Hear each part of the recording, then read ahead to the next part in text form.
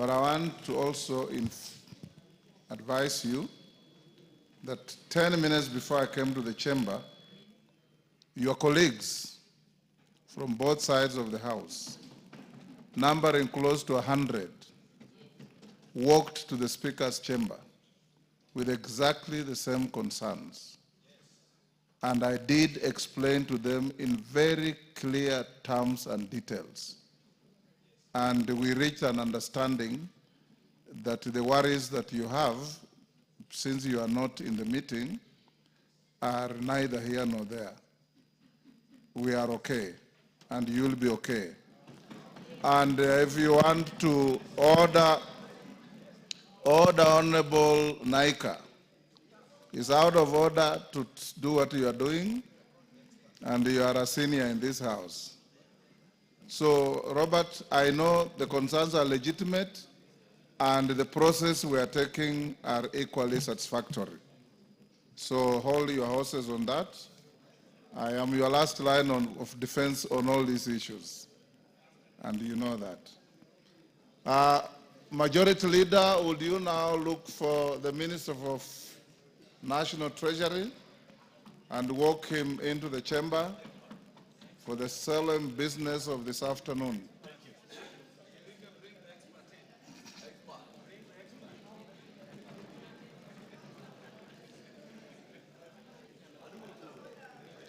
Yes, Rosa Buyu, what is the point of order? Thank you, Speaker. Speaker, I like it that you said the minister, but I also want to add something. Probably you just forgot to mention it, the expert minister. Thank you, Mr. Speaker.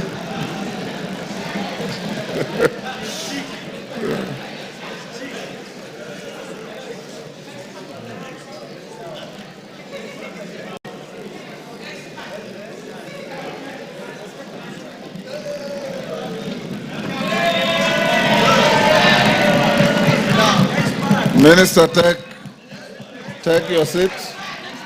Take your seat. Order. Members on their feet, take your seats.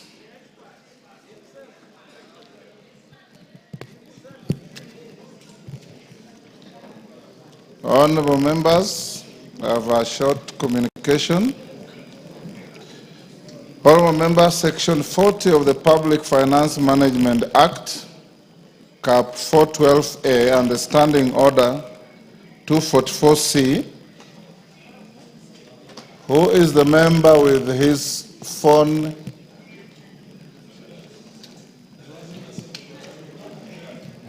Who is the member behind KJ? Honorable Gonzirai, you are one of the fathers of this house. We forgive you. Okay, other members.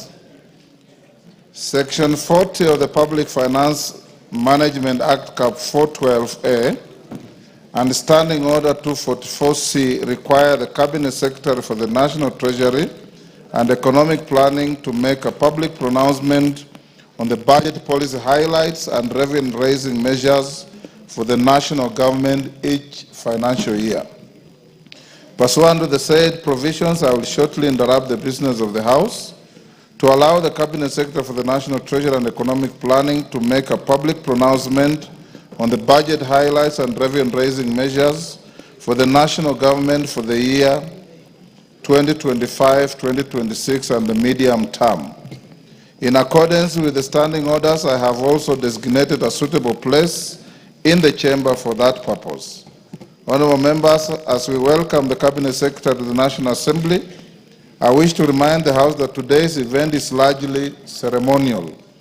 No decision will be required on the speech as the supply period, which commences with the consideration of the budget estimates and concludes with the enactment of an appropriation act, is still ongoing.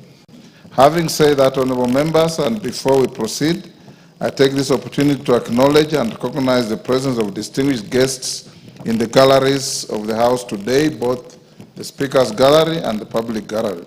They include members of Cabinet, Principal Secretaries, Chairpersons, and and chief executive officers of various parastatals, senior government officials, members of the diplomatic corps, and development partners.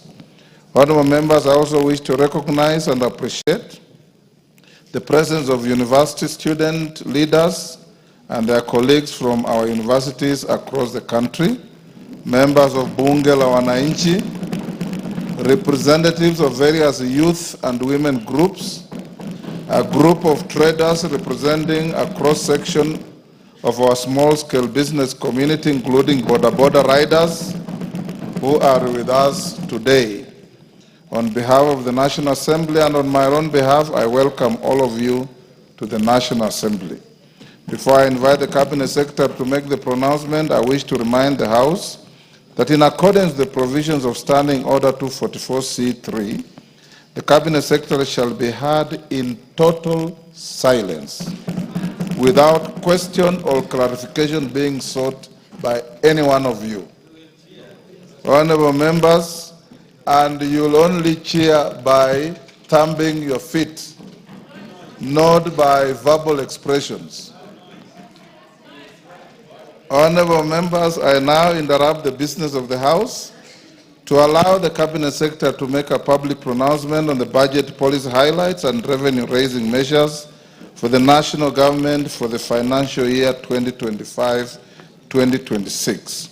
The Cabinet Secretary for the National Treasury and Economic Planning, Honorable FCPA John Mbanjeti Ya, you are now invited to proceed. I thank you, members. Yes.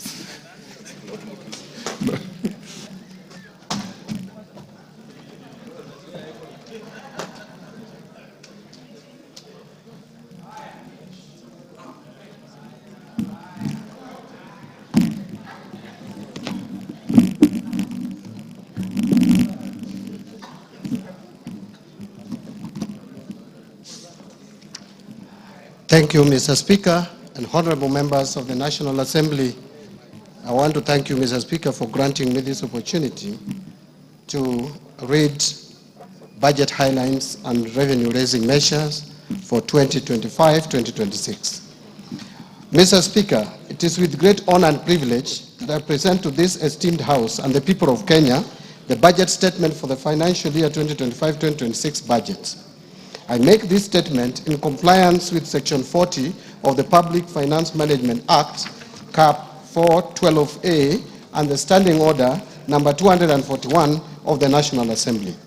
Mr. Speaker, these legal provisions give life to the building constitutional requirements of good governance to which the President and certainly the National Treasury and Economic Planning remain fully committed to. Mr. Speaker, at the outset, allow me to express my sincere gratitude to His Excellency, Honorable Dr. William Samoei Ruto, the President of the Republic of Kenya and Commander-in-Chief of the Defense Forces, for the trust he bestowed upon me by appointing me as the Cabinet Secretary for the National Treasury and Economic Planning to provide leadership in economic and financial affairs of our country. I remain mindful of the aspirations and high expectations of the Kenyan people as I serve in this office. The Constitution protects realization of economic, social, and cultural rights, which includes the rights to adequate food, to adequate housing, to education, right to health, to social security, and to take part in cultural life, to water and sanitation, and also right to work. This budget, Mr. Speaker, speaks to these rights and reaffirms the priority policies and strategies aimed at stimulating economic recovery articulated in the bottom-up economic transformation agenda, otherwise known as BETTER, while highlighting the achievements over the past 2.5 years in enhancing the livelihoods of Kenyans. At its core, BETTER has adopted a value chain approach, focusing on strategic investment in areas that generate the highest impact, particularly in job creation and income generation at the grassroots level. Mr. Speaker, significant successes have been achieved through targeted intervention and structural reforms. These measures have laid a solid foundation for economic recovery and set us on a path towards long-term growth and stability. Mr. Speaker, let me mention just a few achievements under better. First, the Kenyan economy has remained resilient and registered an average growth of 5.2% for the period between 2023 and 2024, outpacing both global growth of 3.3% and 3.8% for the sub-Saharan African region over the same period. Other macroeconomic fundamentals such as inflation and exchange rates have strongly rebounded and are projected to remain stable. Second, the government has rolled out fertilizer and seed subsidies to farmers across the country, and that has boosted production in key food value chains and revived underperforming or collapsed export crops such as pyrethrum.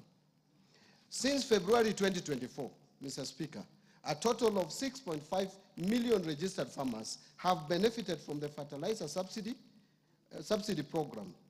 And as a result of these initiatives, the cost of fertilizer has declined by 67% from Kenya shillings 7,500 in 2022 to 2,500 in 2025.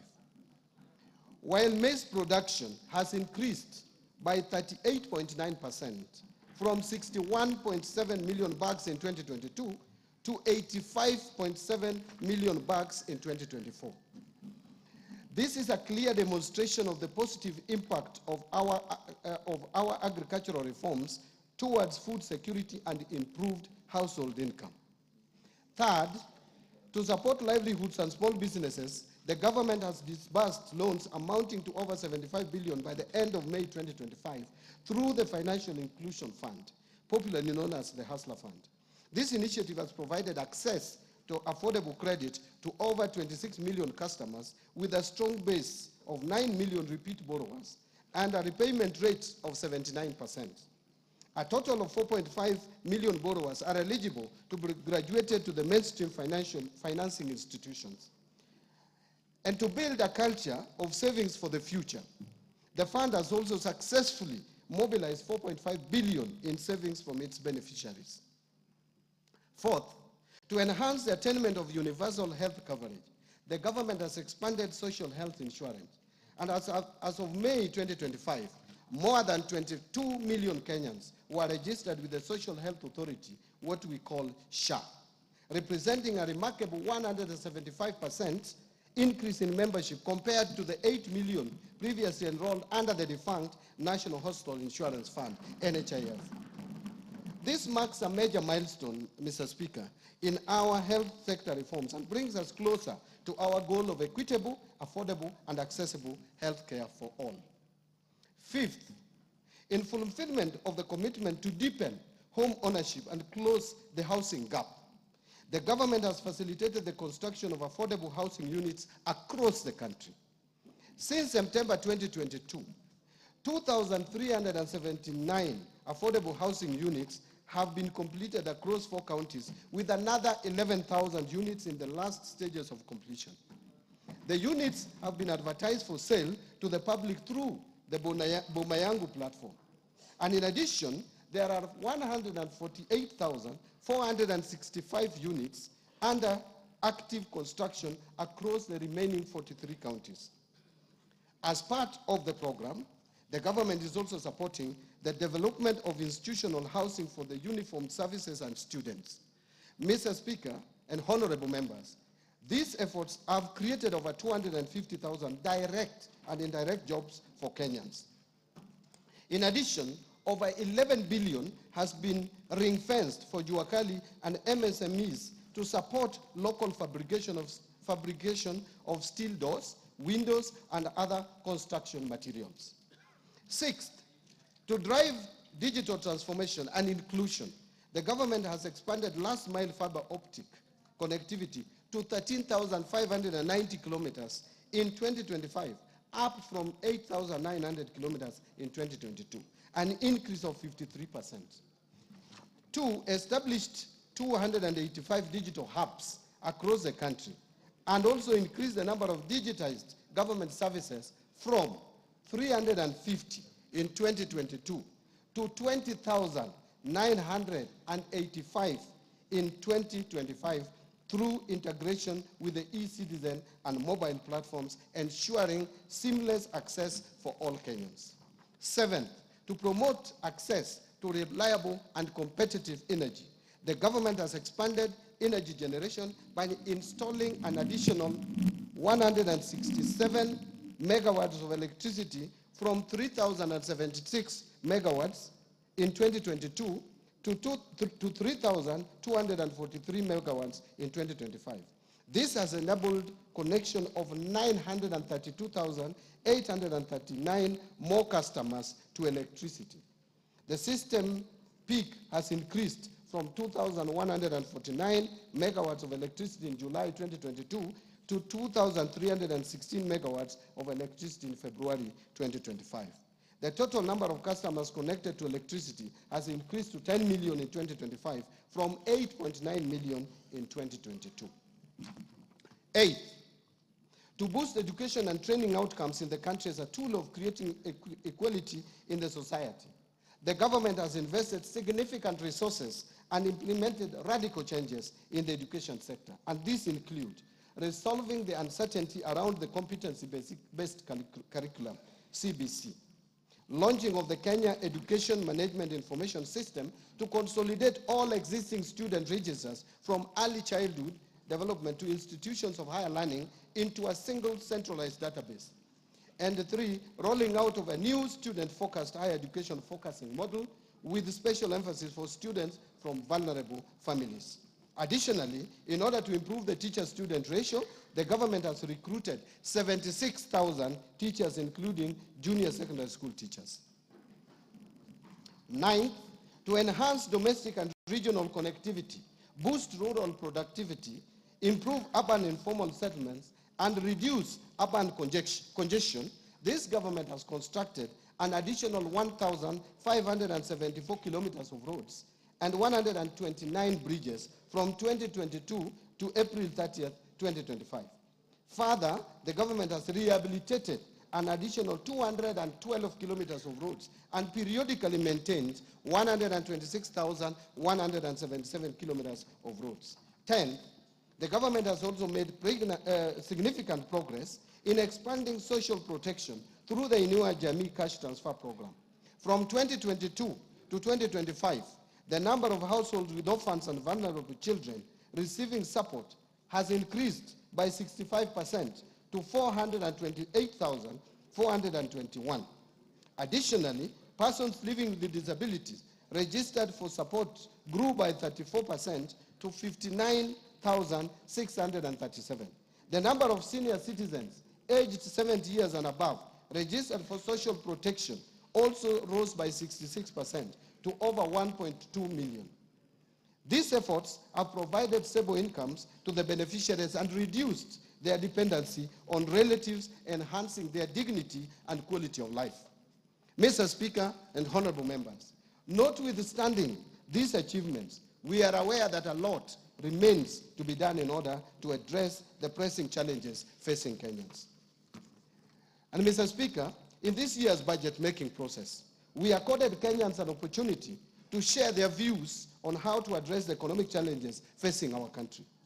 In my various engagements at open barasas and in the media, Kenyans have been very resolute in voicing their concerns that include overtaxation and high cost of living, unemployment, need for protection of the poor and vulnerable, and more importantly, the need to reduce government expenditure and wastage of resources across the national and county governments. Mr. Speaker, I am alive to these domestic challenges facing Kenyans and the external factors such as geopolitical tensions and shifting global trade dynamics that lead to escalation of the cost of essential commodities in the country, requiring comprehensive responses by government. As you may recall, the social unrest precipitated by the Finance Bill of 2024 brought to the fore the importance of values and principles of governance as enshrined in our Constitution. In response and to win public trust, we have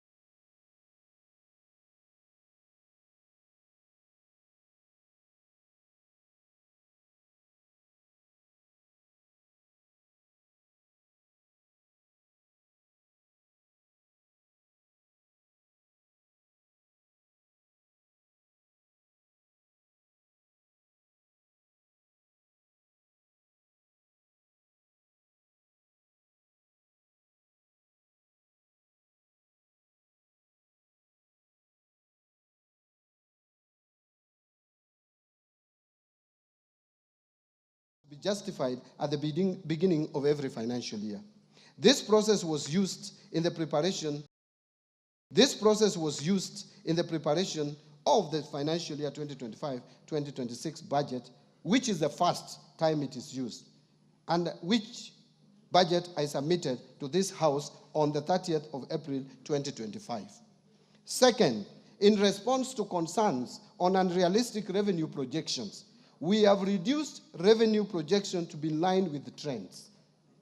Therefore, Mr. Speaker, revenue projections in the financial year 2025-26 budget and over the medium term are consistent with the growth of the economy. Fifth, Mr. Speaker, in order to improve governance in the public procurement process, I launched the e-procurement system on April 7, 2025. And beginning of 1st July 2025, all procurement by ministries, departments, and agencies will be done through the e-procurement system without any exception. This will reduce the opaqueness and save government resources, estimated at 10% of procurable budgets. Sixth, we have taken deliberate efforts to enhance transparency and promote inclusive policy making and deepen public understanding of government economic priorities. We have not only intensified media engagement through the TV stations and radios, but have also engaged the public in open places like Jivanji Garden, Bunge la Mwananchi, and Mombasa County, where we held a meeting at Swahili Port Amphitheater. Similar engagements have taken place in other locations in Nairobi, Mombasa, Eldoret, and Nyeri, thereby providing valuable insights and lessons which have been taken into consideration while preparing this budget. Seventh, Mr. Speaker, in order to create additional jobs for the youth, the government has begun rolling out Climate Works, a nationwide program that will engage over 110,000 youth across all 47 counties. The program started last year in Nairobi's informal settlements and has been a great success. Now it is being expanded to the rest of the country. Climate Works is designed as a social support program that gives young people paid work to improve their communities. The youth will help build roads, plant trees, and clean up the environment in their neighborhoods. Thus, through this climate work, the government is not only providing a paycheck to help young people meet their immediate needs, but also offering financial support to help them develop themselves and their families. Indeed, the program enables them to save money and prepare for their next steps, including starting businesses, continuing their education, or finding long-term jobs. I encourage all our youth to register ahead of the registration deadline. Today, Mr. Speaker, having heard Kenyans loud and clear, we have accommodated their diverse concerns in the financial year 2025-2026 budget.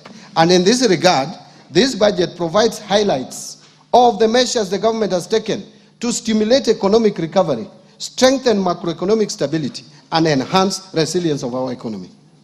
Mr. Speaker, achieving these strategic objectives will require that we pull in the same direction. It is in this context that His Excellency the President has urged us to put our differences aside, build bridges, and focus on implementation of strategic interventions for a better Kenya. Mr. Speaker, in this respect, the theme for this year's budget is stimulating sustainable economic recovery for improved livelihoods, job creation, and business and industrial prosperity in line with better. That is bottom-up economic transformation agenda. That is the theme. Mr. Speaker, as we move forward in the implementation of the government's agenda, we are also conscious of the fiscal constraints that demand our collective attention and thoughtful action. 1, rising demands for increased public spending, which could lead to either higher debt or the need to raise taxes, both of which require careful consideration and balanced decision-making given current public concerns. 2, we face constraints on account of public debt accumulation. Progressively, our debt carrying capacity has narrowed. This calls for prudence and discipline on how we manage and take on new debt.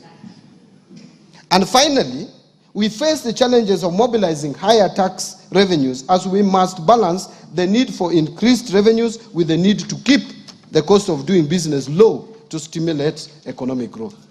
Mr. Speaker, honorable members, these constraints are interlinked, and addressing them effectively requires strategic planning, fiscal discipline, and a commitment to long-term sustainability.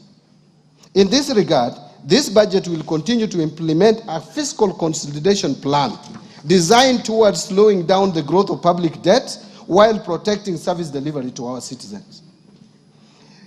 Given the limited resources we have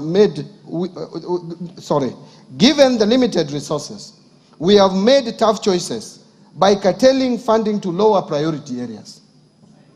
This has allowed us to redirect our scarce resources towards the better core pillars and enablers, accelerating outcomes for citizens while maintaining pro-poor spending in health, education, and vulnerable groups. Mr. Speaker, the rest of my statement will present the economic context around which this budget is prepared, policy priorities and structural reforms under better, the proposed resource allocations as well as revenue-raising measures that the government will implement in the financial year 2025-2026 budget. And therefore, let me start with the economic policy context. And I will first speak to the global context. Mr. Speaker, 2025-2026 budget has been prepared in the context of heightened uncertainty due to recent tariff wars and the intensification of geopolitical tensions, which continue to pose significant risks to global economies. In this regard and respect, global economic growth is expected to slow from 3.3% in 2024 to 2.8% in 2025, and finally to 3% in 2026. Now, let me come to the domestic economy. Mr. Speaker and honorable members, on the domestic front, the economy has remained resilient, as I stated earlier, recording an average growth rate of 5.2% for the years 2023 and 2024. This performance is higher than the global average of 3.3% and also higher than the Sub-Saharan African region average of 3.8 over the same period. This strong growth reflects the impact of sound and deliberate policies as well as the resilience of our well-diversified economy. These factors have enabled us to withstand significant domestic and external shocks while maintaining a steady path of progress. In 2024, the economy grew by 4.7%, supported by positive growth in all sectors except construction and mining.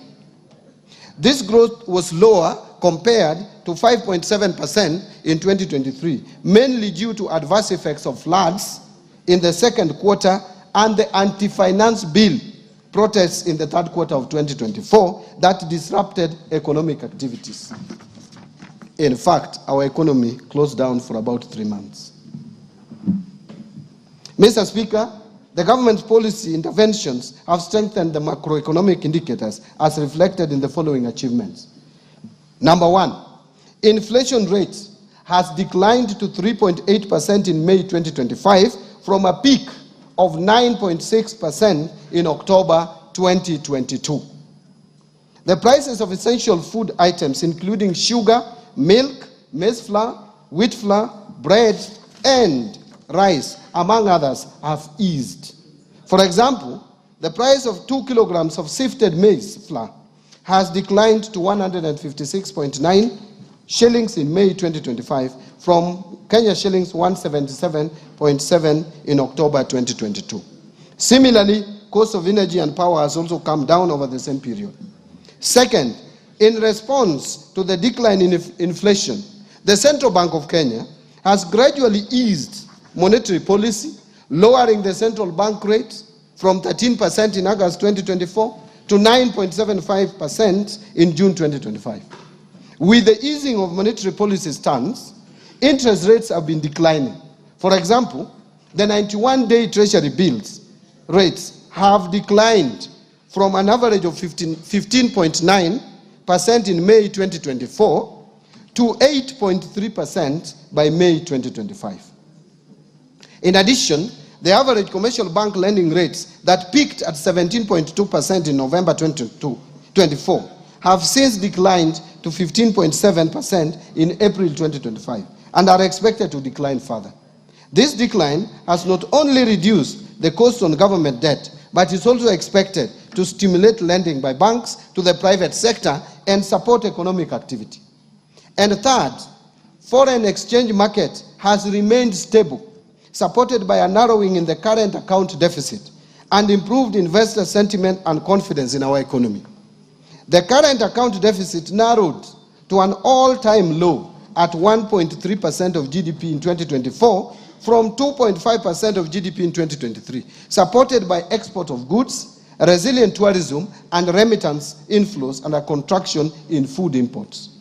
As a result, our foreign exchange reserves have increased to their highest levels and stood at US dollars 10.5 billion, which is equivalent to 4.7 months of import cover by 30th of May 2025, and continue to provide adequate cover and a buffer against any short-term shocks in the foreign exchange market.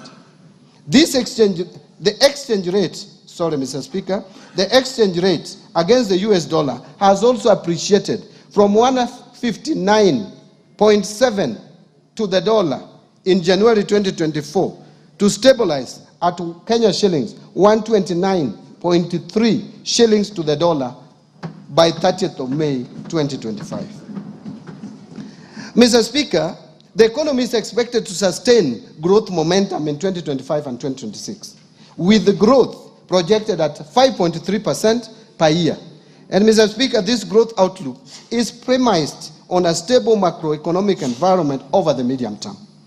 To foster macroeconomic stability, the government will continue to uphold prudent monetary and fiscal policies, ensuring that our actions remain aligned with the evolving needs of the economy and of the Kenyan people.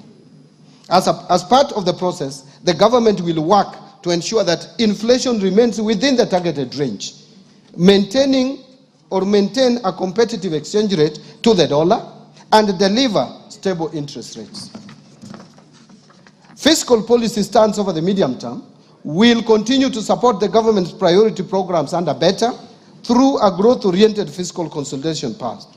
And as such, the fiscal deficit is projected to decline from 5.3% of GDP in the financial year 2023-24 to 2.7% of GDP in the financial year 2028-2029. Mr. Speaker, Kenya's economic outlook faces both external and domestic risks. Globally, trade tensions, financial market volatility, and geopolitical conflicts could reduce Kenya's exports, tourism, and remittances, as well as raise costs of essential commodities. In the domestic scene, extreme weather may impact agriculture, infrastructure, and food security. The government is monitoring these risks closely and will take necessary action and measures to safeguard macroeconomic stability. Mr. Speaker and honorable members, let me now expound on the policy, priorities, and structural reforms that the government is implementing to sustain economic growth and improve livelihood of Kenyans. The priorities are under the bottom-up economic transformation agenda. Mr. Speaker, as I have already affirmed earlier in my statement, government's initiatives under BETTER over the last 2.5 years have resulted in significant successes, notwithstanding a challenging domestic and external landscape. Over the medium term, the government will consolidate the gains already realized to stimulate sustainable economic recovery for improved livelihoods. Towards this end, the government will continue to implement policies, programs, projects, and the interventions geared towards 1. Bringing further down the cost of living, 2. Ensuring food security, 3. Creating jobs, 4. Expanding the tax base, 5. Improving foreign exchange balances, and finally, fostering inclusive growth. Priority will be given to attracting strategic investment across Beta's 5 core pillars and their enablers, using a value chain approach to enhance production and add value and improve market access. This will be supported by a whole-of-government approach to service delivery. Mr. Speaker, the government will also implement the following interventions to support and accelerate economic recovery. First, continue to uphold macroeconomic stability and strengthen security to ensure a safe and supportive business environment. Second, accelerate the development of key infrastructure, including roads, railway, energy, and water systems to lower the cost of doing business and ease the movement of the people and goods. Third, boost investment in key economic sectors to drive broad-based, sustainable growth by advancing agricultural transformation, strengthening manufacturing, promoting environmental conservation and climate change mitigation, revitalizing tourism, and ensuring sustainable land use and management. Fourth, strengthen human capital development by increasing investment in health, education, and targeted social safety nets for vulnerable populations to achieve both social and economic outcomes. Fifth, promote empowerment of youth, women, and persons living with disability through government-funded programs complemented by strategic partnerships with private sector organizations. Sixth, facilitate fiscal decentralization by allocating shareable revenues to county governments to bolster institutional capacity and improve service delivery. And finally and lastly, undertake policy, legal, and institutional reforms to improve efficiency and effectiveness in public service delivery. I want to now turn to a presentation on building resilience against climate change. Here, Mr. Speaker and honorable members, climate change, we all know, is now a global crisis. And Kenya remains vulnerable to the impacts of climate change, which pose both economic and fiscal risks. In response, the government is taking proactive steps to align with the global transition towards a low-carbon, climate-resilient future. To address the challenges and opportunities in climate finance and investment, the government has developed a number of frameworks, including Climate Finance Mobilization Strategy, National Policy Framework on Green Fiscal Incentives, Carbon Market Framework, as well as the National Green Taxonomy. To diversify our financing sources, address budget deficits, and fund social and environmental sustainability projects, the government is developing a sustainability-linked bond framework that will allow the issuance of a bond. We reaffirm our dedication to protecting our environment, safeguarding livelihoods, and building a climate-resilient Kenya for current and future generations. Mr. Speaker, as a country, we continue to experience challenges of disaster occurrences, mainly due to weather variability and climate change. These pose significant fiscal disruptions, while at the same time affecting lives and livelihoods of millions of Kenyans. Mr. Speaker, in order to have a financing framework to manage disaster risks, the government is finalizing the development of the Public Finance Management Disaster Risk Management Fund Regulations of 2025. The regulations seek to establish a dedicated fund for addressing 4 cycles of disaster risk management, namely preparedness, mitigation, response, and recovery. Allow me now to turn to policy and legal institutional reforms. Mr. Speaker, recognizing that sustainable economic recovery depends on the timely implementation of effective policy, legal, and institutional reforms, the government is implementing the following interventions to enhance the business environment, improve efficiency in public service delivery, and bolster accountability and transparency in the management of public finances. Number 1, public procurement reforms. Mr. Speaker, to streamline public procurement, we developed the Public Procurement and Asset Disposal Amendment Bill of 2024, which is currently in Parliament for enactment. The bill seeks to enhance transparency and accountability, strengthen the role of the regulator to enforce standards, compliance and sanctions for non-compliant procuring entities, promote the use of local content, and align with international best practices. I urge the honorable members to fast-track this enactment. Its enactment. Mr. Speaker, in order to fully automate public procurement and asset disposal processes, I launched the end-to-end e-government procurement system in April 2025. The e-government procurement system is a complete departure from the manual processes, and will lead to increased bidder participation, enhanced efficiency in processing of procurement requests, and increased authenticity of procurement documents through integration with various government systems. Mr. Speaker, the rollout of the e-procurement system is scheduled for July 2025. In order to ensure effective use of this system, the National Treasury rolled out the training of end users from procuring entities in both the national and county governments on the e-government procurement system phase 1 modules that cover procurement planning to contract management. We have since trained suppliers, and to date, 400 e-government procurement system end users comprising public finance management staff and suppliers from both the national and county governments have been trained in readiness for full rollout in July 2025. Next, I want to speak to restraining growth of public sector wage bill, which has been of serious concern. Mr. Speaker, the government continues to implement measures aimed at reducing the ratio of the government wage bill as a share of tax revenue, with a view to free much-needed resources for priority social and development spending. The government will implement the following initiatives to control the wage bill. First, the government will fully implement the unified human resource management system across all public sector entities by July 2025. This initiative is part of broader efforts to enhance public sector efficiency, improve management of wage bill, and ensure the effective utilization of public funds.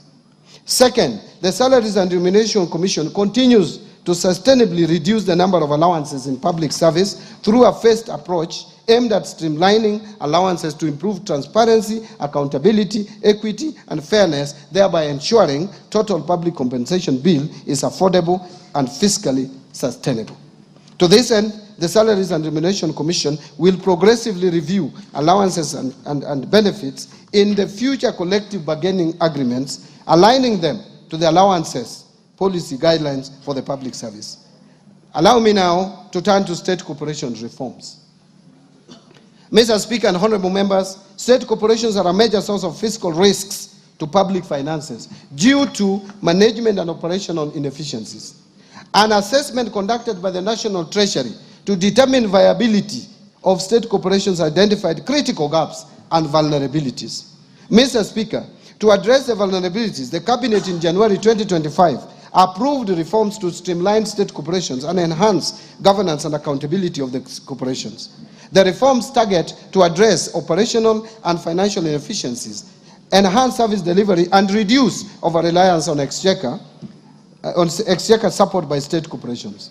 The approved reforms include the following. First, merger of 42 state corporations into 20 entities to improve operational efficiency and eliminate redundancy, as some have duplicating and or overlapping mandates. Second, dissolution of 25 state corporations and their functions transferred back to their parent ministries or other state corporations. Third, restructuring 6 state corporations to align their mandates for improved performances. Fourth, declassification of 4 public funds currently categorized as state corporations and transferring their functions back to the relevant ministries. And fifth, declassification of 13 professional bodies currently categorized as state corporations to private entities with no exchequer budget. Mr.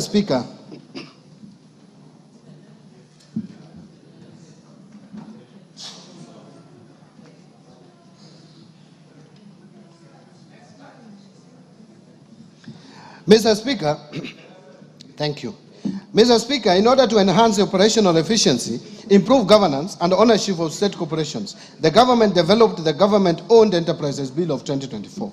The bill is part of broader efforts by the government to streamline public enterprises, reduce fiscal risks, and enhance service delivery to citizens. The bill is currently before this August House for consideration. Thank you. I urge honorable members to favorably consider the bill to enable its enactment. Mr. Speaker, in order to secure the uptake of cotton production, while also providing alternative linked supplies for local apparel manufacturers, the Cabinet approved the revival and commercialization of Rivertex East Africa Limited by onboarding non-equity strategic partners. Mr. Speaker, on sugar sector reforms, His Excellency the President reaffirmed his commitment during this year's Madaraka Day celebrations to ensure the prompt payment of sugarcane farmers. The government has also taken practical steps to deliver its promise to modernize the mills and transform these once struggling factories into productive, sustainable enterprises. Currently, 4 state-owned sugar factories, Chemelil Sugar Company, Muhoroni Sugar Company, Nzoia Sugar Company, and South Nyanza Sugar Company, which is also known as Sony, have been placed under competitive leasing arrangements. This initiative is expected to enhance efficiency, restore profitability, and protect the livelihoods of farmers. Let me now turn to pending bills. Mr. Speaker, the government remains committed to resolving the long-standing issues of pending bills dating back to 2005 as part of broader efforts to strengthen public financial management and restore confidence in government processes. In this respect, the Pending Bills Verification Committee that was appointed in September 2023 is currently finalizing its report for submission by end of this month. Since its inauguration, the committee received a total of 65,625 pending bills claims valued at over 571.6 billion. The committee has analyzed 57% of the bills received valued at 522 billion. The 57% is in terms of numbers. Out of this, a total of 229 billion has been recommended for settlement. Once the committee submits its report, we shall submit the recommendations to Cabinet for approval to settle the pending bills. Let me now speak to national assets and inventory management reforms.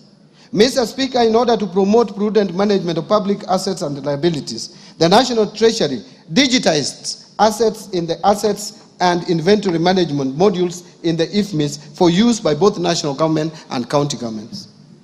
Already, 52 state departments have gone live on the IFMIS asset module and are at various stages of uploading their registers for 6 asset categories, namely land, building, motor vehicles, ICT equipment, office equipment, and furniture and fittings. In addition, a roadmap is in place to roll out the module to the county government, and this reform will enable accounting officers have visibility of all assets and inventory under their control and facilitate optimal assets utilization. Mr. Speaker and honorable members, to enhance the management and utilization of public assets, the government is developing a policy on public sector asset valuation. The policy will support accurate financial reporting, strengthen fiscal discipline, and inform evidence-based public investment decisions. In addition, the government will develop framework to facilitate identification of public sector assets, and this will ensure accuracy and completeness of assets register, which are critical for transition to accrual basis of accounting. On financial sector reforms, Mr. Speaker, the banking sector has remained stable and resilient with a strong asset base, which grew by 1.5% from 7.6 trillion in April 2024 to 7.7 trillion in April 2025. To anchor the banking sector to continue playing its role in Kenya's socio-economic transformation, various reforms have been implemented, which include, first, the Central Bank of Kenya lifted the moratorium on licensing of new commercial banks in Kenya in April 2025. This is expected to attract foreign direct investment in the sector, resulting in competition and consequently reduce lending rates. Second, to promote the greening of banking sector, Central Bank of Kenya in April 2025 issued the Kenya Green Finance Taxonomy and the Climate Risk Disclosure Framework for implementation by the sector. The Kenya Green Finance Taxonomy is a tool to classify whether particular economic activities are green or environmentally sustainable and promote the transition to a low carbon economy. The climate risk disclosure framework is aimed at enabling banks to integrate climate-related risks into their governance, strategy, risk management, and disclosure frameworks. It is also intended to enable banks to leverage on business opportunities from efforts to mitigate and adapt to climate change. And third, issuance of guidelines on global liquidity standards and leverage ratios. The Central Bank of Kenya in April 2025 issued guidelines on liquidity coverage ratio, net stable funding ratio, and leverage ratio for the banking sector. These guidelines will enhance the banking sector's liquidity and capital frameworks to promote greater financial stability and resilience, thereby ensuring that banks have the ability to withstand unexpected shocks, maintain stable funding, and manage their risk profiles effectively. Mr. Speaker, the Central Bank of Kenya, in collaboration with the National Treasury and other stakeholders, are developing the National Financial Inclusion Strategy for the period covering 2025 to 2028. The strategy provides a consolidated framework for advancing financial inclusion agenda to meet the needs of all Kenyans through deepening access and usage of financial services, enhancing quality of affordable financial products that meet consumer demands. Mr. Speaker, to strengthen digital finance in Kenya, the government will continue to implement the National Payment Strategy for the period 2022 to 2025 and fast-track finalization of a national policy on digital finance.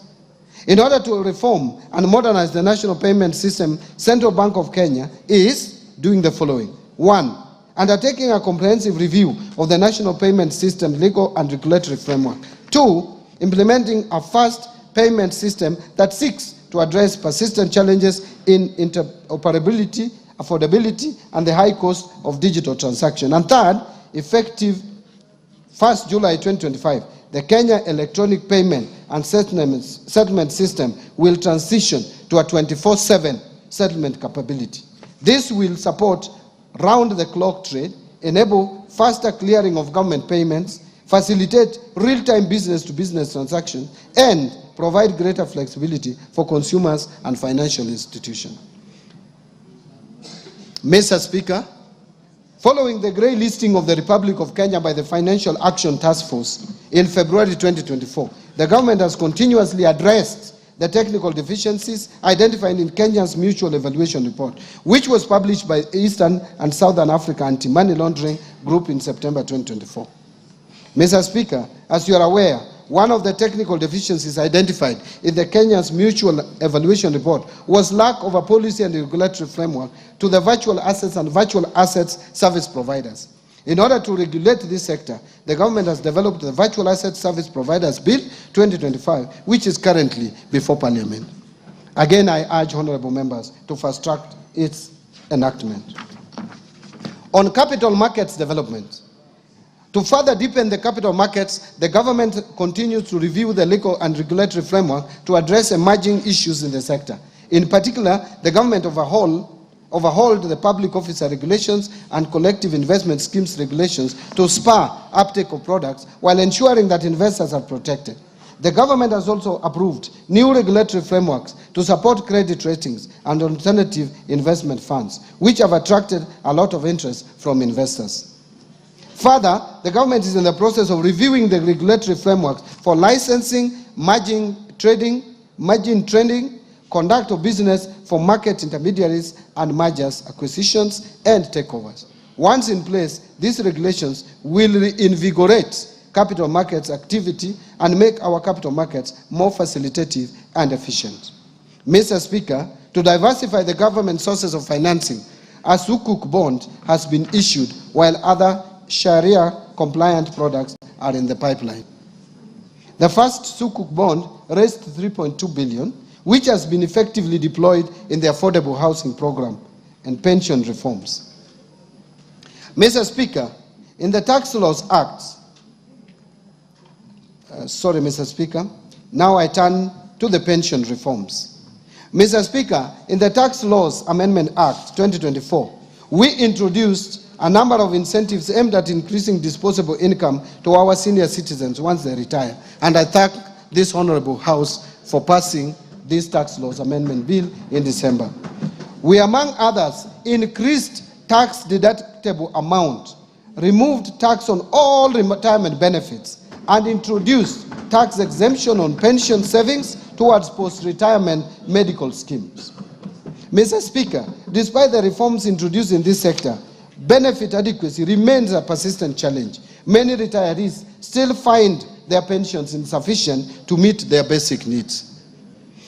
And Mr. Speaker, the retirement benefits system predominantly covers the working population in the public and private sector to the exclusion of the unemployed population, who are majority in the informal sector. To address this, the National Treasury, in collaboration with key stakeholders, is implementing the National Retirement Benefits Policy. This policy outlines a clear, forward-looking strategy to address long-standing structural challenges, such as fragmented legal frameworks, exclusion of informal sector workers, limited medical cover for the elderly, weak portability mechanisms, and inadequate dispute resolution structures. Mr. Speaker, the government remains committed to fulfilling its obligations to retired public servants while ensuring that our pension system is modern, inclusive, efficient, and sustainable. In this respect, the government is undertaking reforms aimed at delivering faster, more transparent, and citizen-friendly pension services. Key among these reforms is the re-engineering of the pension management information system, which, together with the launch of a pension self-registration platform, will significantly improve data accuracy, enhance biometric verification, and reduce pension processing time from several months to less than 30 days. These reforms will also ensure real-time claims tracking, and integration with the national identification and payroll system, reducing errors and potential leakages. The re-engineered pension management system is planned for rollout on 1st of July 2025 and will transform pension administration by 1. Enabling ministries, departments, and agencies to submit pension claims online at source through integration with government human resource systems. 2. Allowing pensioners and beneficiaries to access services remotely and track the status of their claims in real time. And 3. Providing automated updates to clients on the progress of their claims through system-generated notifications. On insurance reforms, Mr. Speaker, to facilitate the growth of the insurance industry in Kenya, the government will speed up the approval of the National Insurance Policy and its implementation. The policy will guide the review of the Insurance Act, which has served its purpose, albeit with progressive amendments for the last 30 years. Mr. Speaker, the Insurance Regulatory Authority is undertaking focused training on livestock and crop insurance, targeting farmers and pastoralist communities. These efforts are aimed at improving understanding and access to agricultural insurance as a tool for mitigating climate-related risks and protecting livelihoods of farmers and pastoralist communities. The authority is also conducting a comprehensive money laundering and terrorist financing risk assessment on the vulnerability of the insurance industry. This will aid in the identification of areas of improvement so as to strengthen the supervisory framework. On reforms under the education sector, Mr. Speaker, the National Treasury is committed to upholding the right to education, including free and compulsory basic education as guaranteed under Article 53B of the Constitution of Kenya. While we are cognizant that examinations must be conducted as scheduled later this year, there is need to undertake a critical evaluation of the costing of examination, assess the sustainability of the program in view of the prevailing fiscal constraints, and explore optimal options for delivering national examinations in order to ensure economy and value for money in public spending. Mr. Speaker, a key consideration is the merits of public funding of examination fees for all primary and secondary school candidates, including those from well-off households, as opposed to targeting the vulnerable students in our schools. We should also explore options of making the exercise of delivering national examinations simpler and affordable without compromising the credibility of the exercise. To this end, the National Treasury is in consultations with the Ministry of Education on how best to achieve this at a minimal cost possible, including evaluating possible cost-sharing mechanisms. Mr. Speaker, the government remains committed to ensuring access to quality education for all children. In this regard, I assure the public and the 2025 examination candidate of our commitment to provide adequate funding for 2025 national examinations. On the fiscal policy framework, Mr. Speaker, the implementation of 2024-2025 budget has faced notable challenges, primarily following the withdrawal of the Finance Bill of 2024. Its withdrawal, alongside the associated public demonstrations, adversely affected economic activity and disrupted business operations across the country, compounding the fiscal pressures facing the government already. In response, the government undertook a revision of the fiscal framework through Supplementary Estimate number 1 in August 2024. This revision reflected a lower revenue base following the preliminary outcomes of financial year 2023-24, while also addressing immediate cash flow constraints. These adjustments were critical to ensuring the continuity of public service delivery. Mr. Speaker, in addition to the mid-year economic disruptions, the budget execution has been further constrained by shortfalls in revenue and emerging expenditure pressures. Notably, the implementation of the collective bargaining agreements and funding requirements under the new university education financing model have placed significant demands on the available fiscal space. These challenges have led to cash flow pressures and a buildup of pending obligations, necessitating careful fiscal management and reprioritization. To address these evolving dynamics, the government prepared supplementary budget estimates to accommodate revenue shortfalls experienced during the current fiscal year and accommodated expenditure pressures.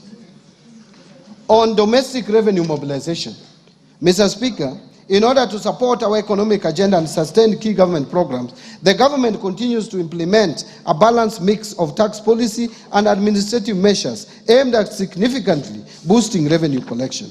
As part of the process, the government is focused on broadening the tax base while reducing the burden of compliance. In this regard, we have prioritized sectors such as the digital economy, agribusiness, and small and medium enterprises in tax, education, and outreach programs. In addition, Mr. Speaker, Kenya Revenue Authority continues to embrace modern technology to streamline tax processes, facilitate trade, and enhance voluntary compliance.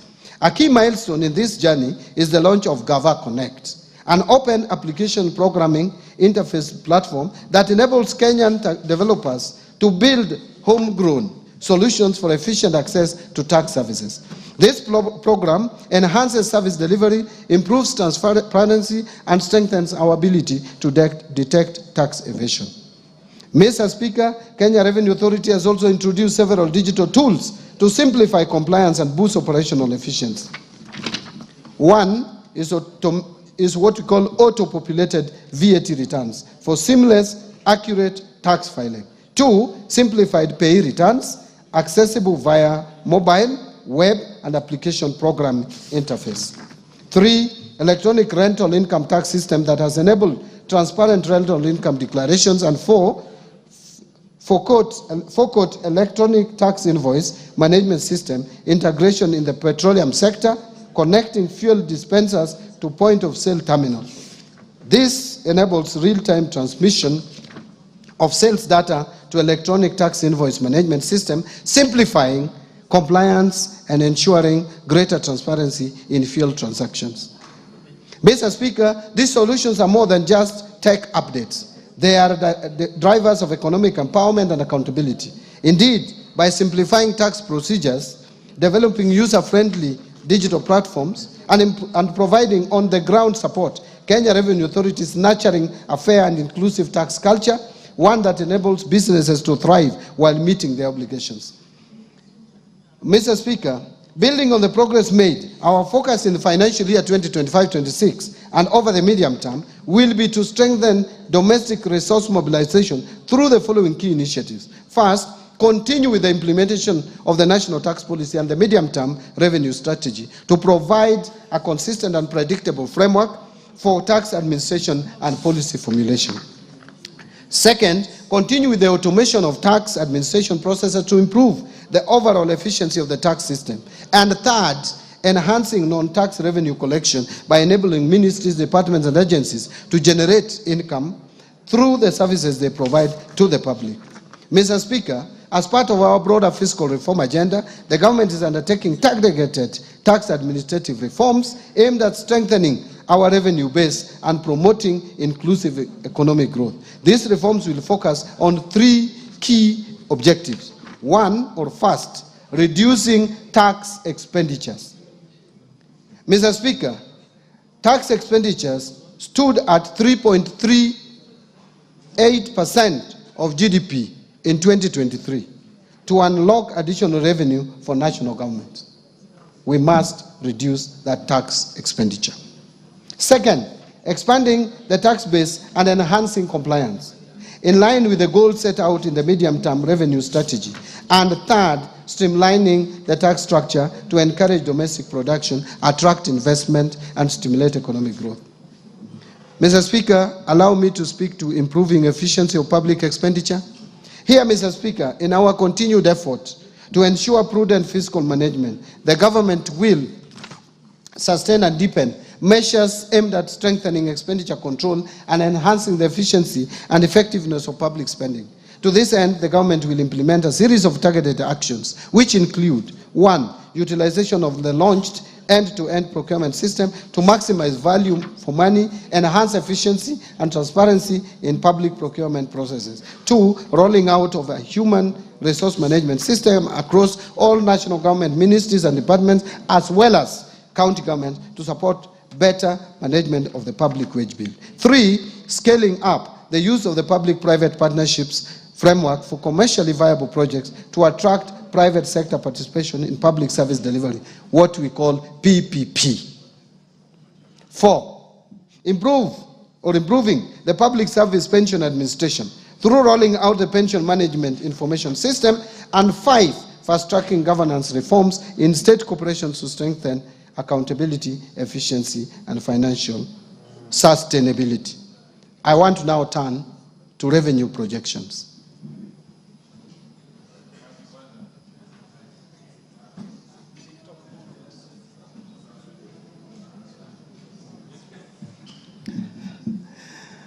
Mr. Speaker, honorable members, based on the outlined policy measures and structural reforms, total revenue collections, including appropriation in aid, for the financial year 2025-26 budget is projected to be at 3,321.8 billion, equivalent to 17.2% of GDP.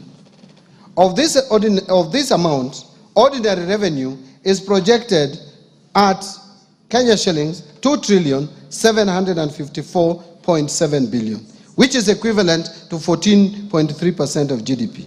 And ministerial appropriation in aid, or if you like, non-tax revenue, is projected at 567 billion shillings. Grants are projected at 46.9 billion, or 0.2% of the GDP. Having talked about revenue projections, let me now turn to expenditure projections. Mr. Speaker, total expenditure in the financial year 2025-2026 budget is projected at 4,291.9 billion, equivalent to 22.3% of GDP. And of this, recurrent expenditures will amount to 3,134.4 billion, equivalent to 16.3% of GDP. And development expenditures, including allocations to domestic and foreign finance projects, contingency fund, and equalization fund, will amount to 693.2 billion, equivalent to 3.6% of GDP.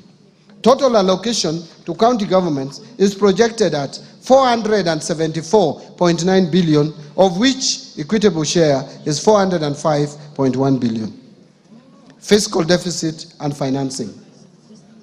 Mr. Speaker, the resultant fiscal deficit including grants, is projected at 923.2 billion, which is equivalent to 4.8% of GDP, down from the estimated 997.5 billion or 5.7% of GDP in financial year 2024-25. The fiscal deficit for the financial year 25-26 budget will be financed by net external borrowing of 287.7 billion, equivalent to 1.5% of GDP, and net domestic borrowing of 635.5 billion, which is equivalent to 3.3% of GDP. Public debt management. Mr. Speaker, Kenya's public debt is projected to remain with these sustainable levels over the medium term. In present value terms, the debt to GDP is projected to progressively decline from 63% in 2024 towards the debt anchor of 55% or minus 5% of GDP, plus or minus 5% of GDP for 2028. To support the projected decline in debt levels, the National Treasury will continue implementing various reforms as guided by the medium-term debt management strategy, including liability management operations, continue pursuing use of concessional loans from multilateral, bilateral, and limited commercial sources such as international bond issuances. Additionally, reforms targeted to support domestic market development will eventually reduce the cost of public debt while sustaining fiscal consolidation efforts to ensure debt remains within sustainable levels. Further, the government will explore emerging funding instruments such as debt swaps, diaspora bonds, sustainability-linked bonds, and environmental, social, and governance debt instruments to fund budget deficit and manage public debt. This strategic approach will not only diversify our financing options, but also strengthen international partnerships and promote sustainable growth. Mr. Speaker and honorable members, the government is keen on sustaining transparency and improving efficiency on public debt service. To this end, the National Treasury is in the process of integrating the Commonwealth Meridian Debt Management System with the Integrated Financial Management Information System, IFMIS, and the core banking systems of Central Bank of Kenya. On public-private partnerships framework, Mr. Speaker, the government continues to strengthen the role of public-private partnerships in financing our development agenda. Currently, there are 32 PPP projects at various stages which are targeted to mobilize 70 billion shillings in the financial year 2025-2026 through private investments in priority sectors, including energy, water, housing, health, and transport. So, Mr. Speaker, to enhance transparency and accountability at all stages of project life cycle while implementing PPP, I recently issued a circular on mandatory disclosure requirements for all privately initiated proposals. This measure is part of our broader effort to strengthen the integrity of the PPP program and to ensure that private sector participation in public projects fosters public trust. Mr. Speaker, the National Treasury in May 2025 received the final report of the Committee of Experts on leveraging local financial markets for investment into public-private partnerships and implementation. The committee recommended the establishment and operationalization of PPP Implementation Trust Fund as the central mechanism for enhancing private sector participation in PPPs, particularly through institutional and retail entities. Additionally, Mr. Speaker, the PPP regulations under consideration by Parliament will enhance clarity around PPP processes, thereby enhancing efficiency and project delivery. This will also unlock a pipeline of county-level specific PPP projects in partnership with development partners. In strengthening public finance management reforms, number one is migration to accrual accounting. Mr. Speaker, to strengthen management of public resources, all government ministries, departments, and agencies adopted accrual accounting as of 1st July 2024. The first accrual-based financial statements are expected for the financial year ending 30th June 2025, which is a few days away. The accrual accounting will enable the government to account for all assets and liabilities, including all government assets. Second, Treasury single account. Mr. Speaker, to enhance cash management, the migration of ministries, departments, and agencies to the Treasury single account is progressing well. The Central Bank of Kenya is scheduled to go live with its T24 system upgrade in July 2025. This upgraded platform will support the implementation of Treasury single account core functionalities and facilitate the National Treasury to roll out the key elements of the Treasury single account system. Concurrently, the National Treasury is on track to onboard county governments in 2026. The final phase will involve integrating all remaining national government entities into the Treasury single account by financial year 26-27. Third, zero-based budgeting. Mr. Speaker, to reorient the budgeting and expenditure framework, the government adopted the zero-based budgeting approach while finalizing the financial year 25-26 budget. To implement this approach, the National Treasury developed a budget costing tool that was integrated into the IFMIS budget module for the national government. The zero-based budgeting approach compels all ministries, departments, and agencies to justify expenditures from scratch, thus ensuring resources are allocated to high-impact activities. It promotes transparency, efficiency, by requiring clear justification and critical assessment of spending. Mr. Speaker, I know this statement is long. And by the way, Mr. Speaker, you know Kenya is not a small economy. We are number 6 in Africa. And we have jumped over Ethiopia. So you can't have a 3-pager statement for an economy as big as Kenya. Gone without apology. Gone.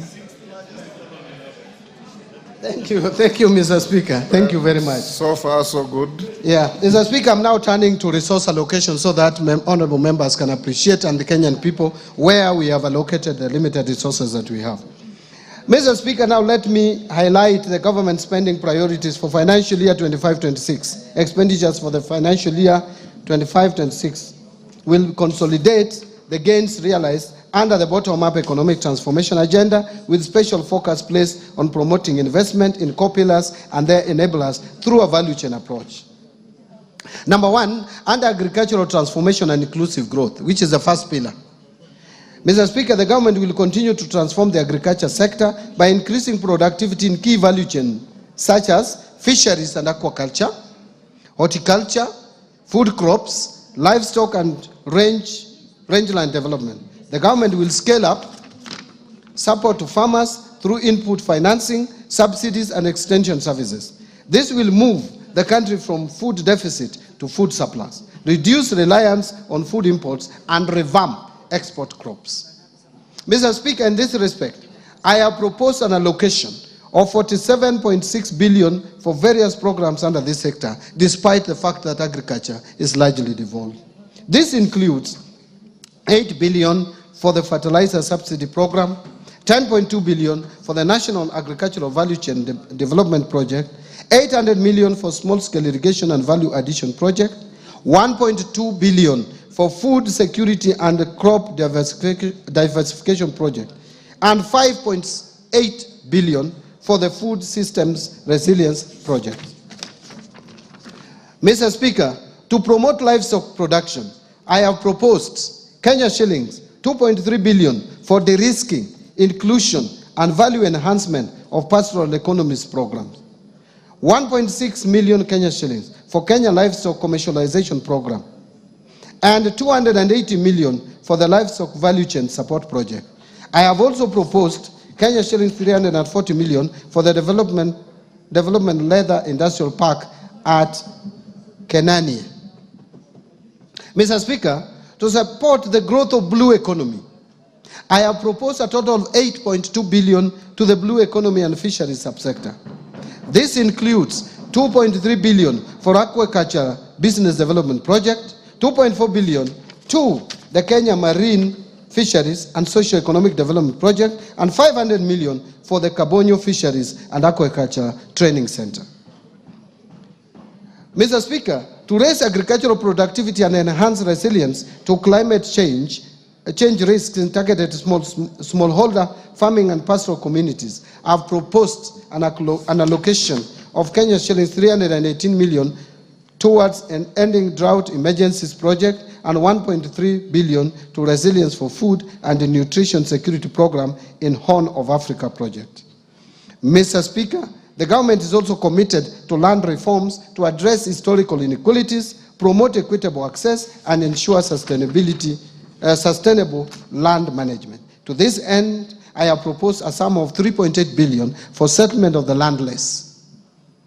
I have also proposed 1.1 billion for processing and registration of title deeds, another 712 million for digitization of land registries, another 200 million for georeferencing of land parcels, and 220 million for construction of land registries to safeguard legitimacy of land ownership.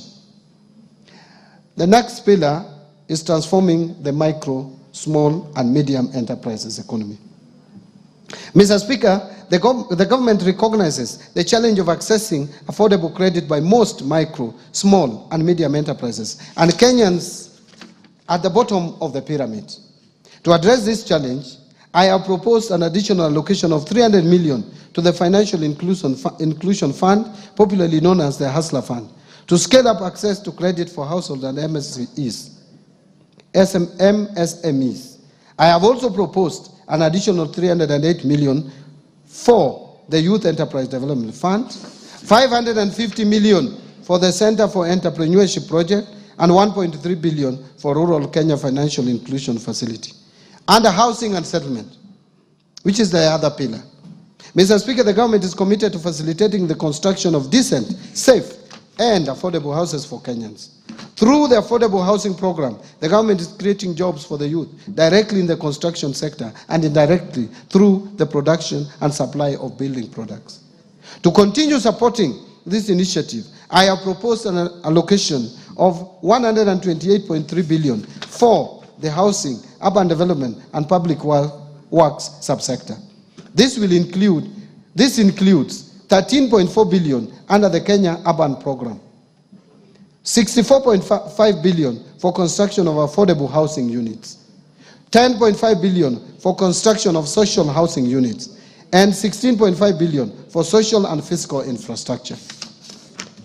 Mr. Speaker, other proposed allocations to the housing, urban development, and public works interventions include 7.2 billion shillings for the Kenya Informal Settlement Improvement Project Phase 2, 3.5 billion for the construction of housing units for the National Police and the Kenya Prison, 500 million for building climate resilience of the Urban Poor Program, 184 million for construction of footbridges, and 454 million targeted to support construction of county headquarters. Mr. Speaker, to ensure the safety of Kenyans through compliance with building codes and standards, as well as other industry regulations, I have proposed an allocation of 2.6 billion for the regulation and development of the construction industry. I am aware members are aware, I know members are aware of the challenges we have had where collapsed buildings kill many, many Kenyans as a result of carelessness of various developers. Let me turn to universal health coverage. Mr. Speaker, access to quality and affordable health care through the universal health coverage program is central to this government. Towards this end, Mr. Speaker, I have proposed an allocation of Kenya shillings 138.1 billion, up from 123 billion in the current year's budget, to the health sector to support various activities and programs. This includes 6.2 billion for universal health coverage, coordination and management, 13.1 billion for primary health care, and that is up from 7.1 billion in the current year, and 430 million to provide medical cover for the orphans, elderly, and disabled persons in our society. Mr. Speaker, to lower cases of HIV, AIDS, malaria, and tuberculosis, and enhance vaccines and immunization program in the country, I have proposed 17.3 billion for the Global Fund and Kenya shillings 4.6 billion for vaccines and immunization programs, respectively. Mr. Speaker, to enhance early diagnosis and management of cancer and reduce the burden of treatment of chronic and critical illnesses among Kenyans, I have proposed an allocation of 8 billion to the Emergencies, Chronic and Critical Illnesses Fund to be managed by SHA, and this has moved from 5 billion shillings in the current budget.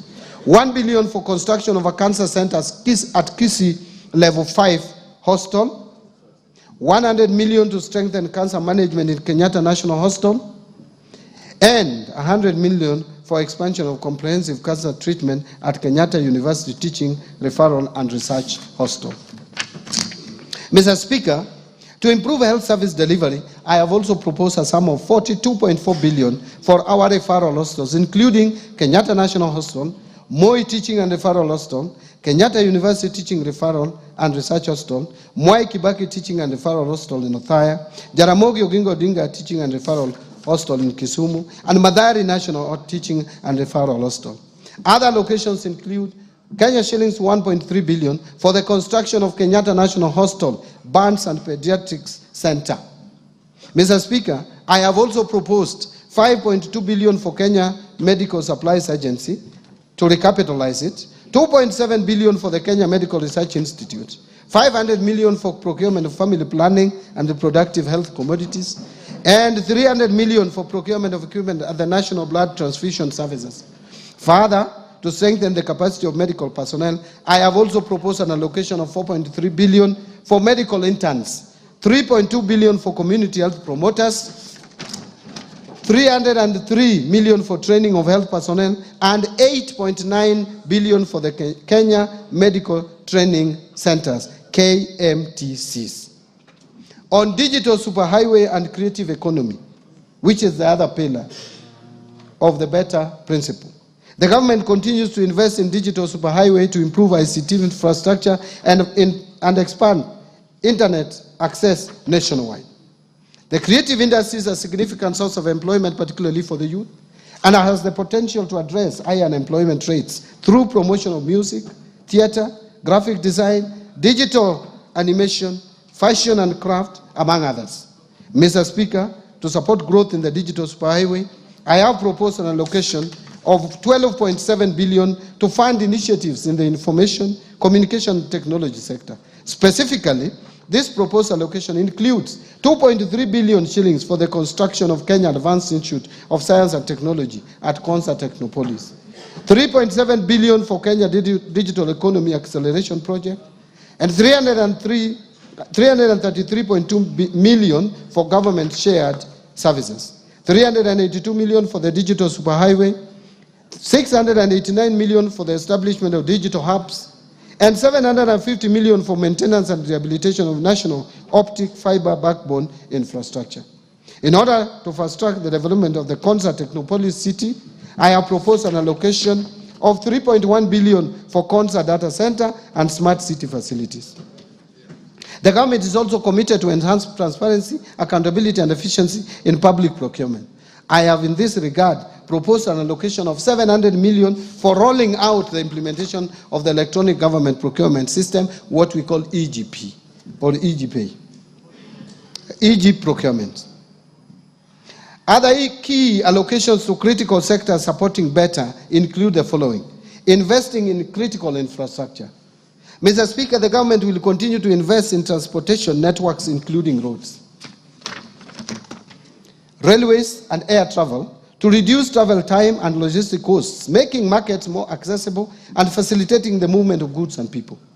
Towards this end, I have proposed an allocation of 217.3 billion for development of roads across the country.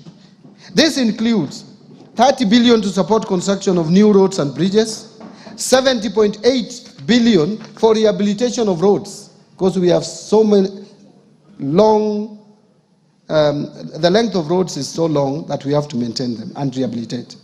And 115.6 billion for road maintenance. Actually, this 115 billion is more than the 85 million that we have in the current budget by 30 billion for maintenance of our roads. Mr. Speaker, to expand railway transport and its infrastructure, I have proposed an allocation of 38 billion shillings. I have also proposed an allocation of 450 million for the Kenya ferry ramp in Mombasa, 331 million for Nairobi bus rapid transport project, and 298.7 million for promotion of e-mobility projects. To facilitate movement of goods and people in our inland waters, I have also proposed an additional 110.4 million for acquisition of ferries for Lake Victoria.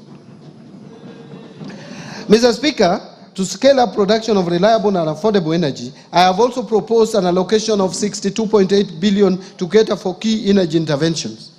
This includes 31.6 billion for the national grid system, 16.3 billion for rural electrification, 11.6 billion for development of geothermal energy, 2.1 billion for alternative energy technologies, and 743 million for development of nuclear energy.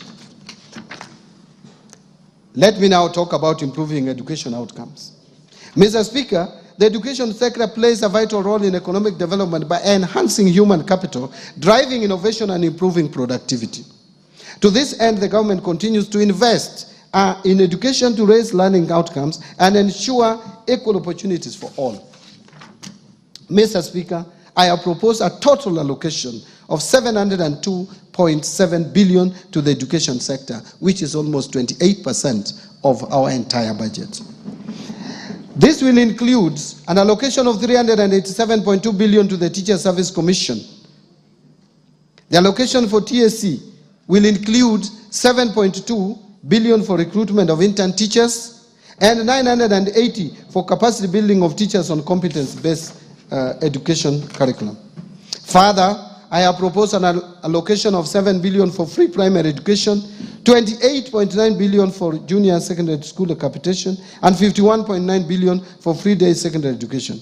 In addition, Mr. Speaker, I have also proposed an allocation of 5.9 billion for administering the national examinations, 3 billion for the school feeding program, and 7.2 billion for the recruitment of intern teachers. I think that one I'd already mentioned, that's a repeat, and 4 billion for the technical, vocational, educational training and entrepreneurship project.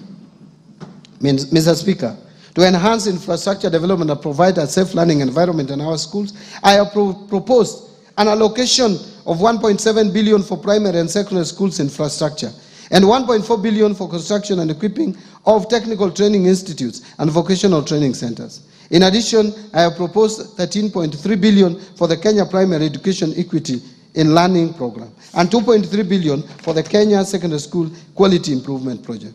Mr. Speaker, other proposed allocations to the education sector include 993 million for research, science, technology, and innovation, 41.5 billion to the Higher Education Loans Board for provision of loans to university and TVET students, and this has increased from 35 billion to 41.5 billion for health.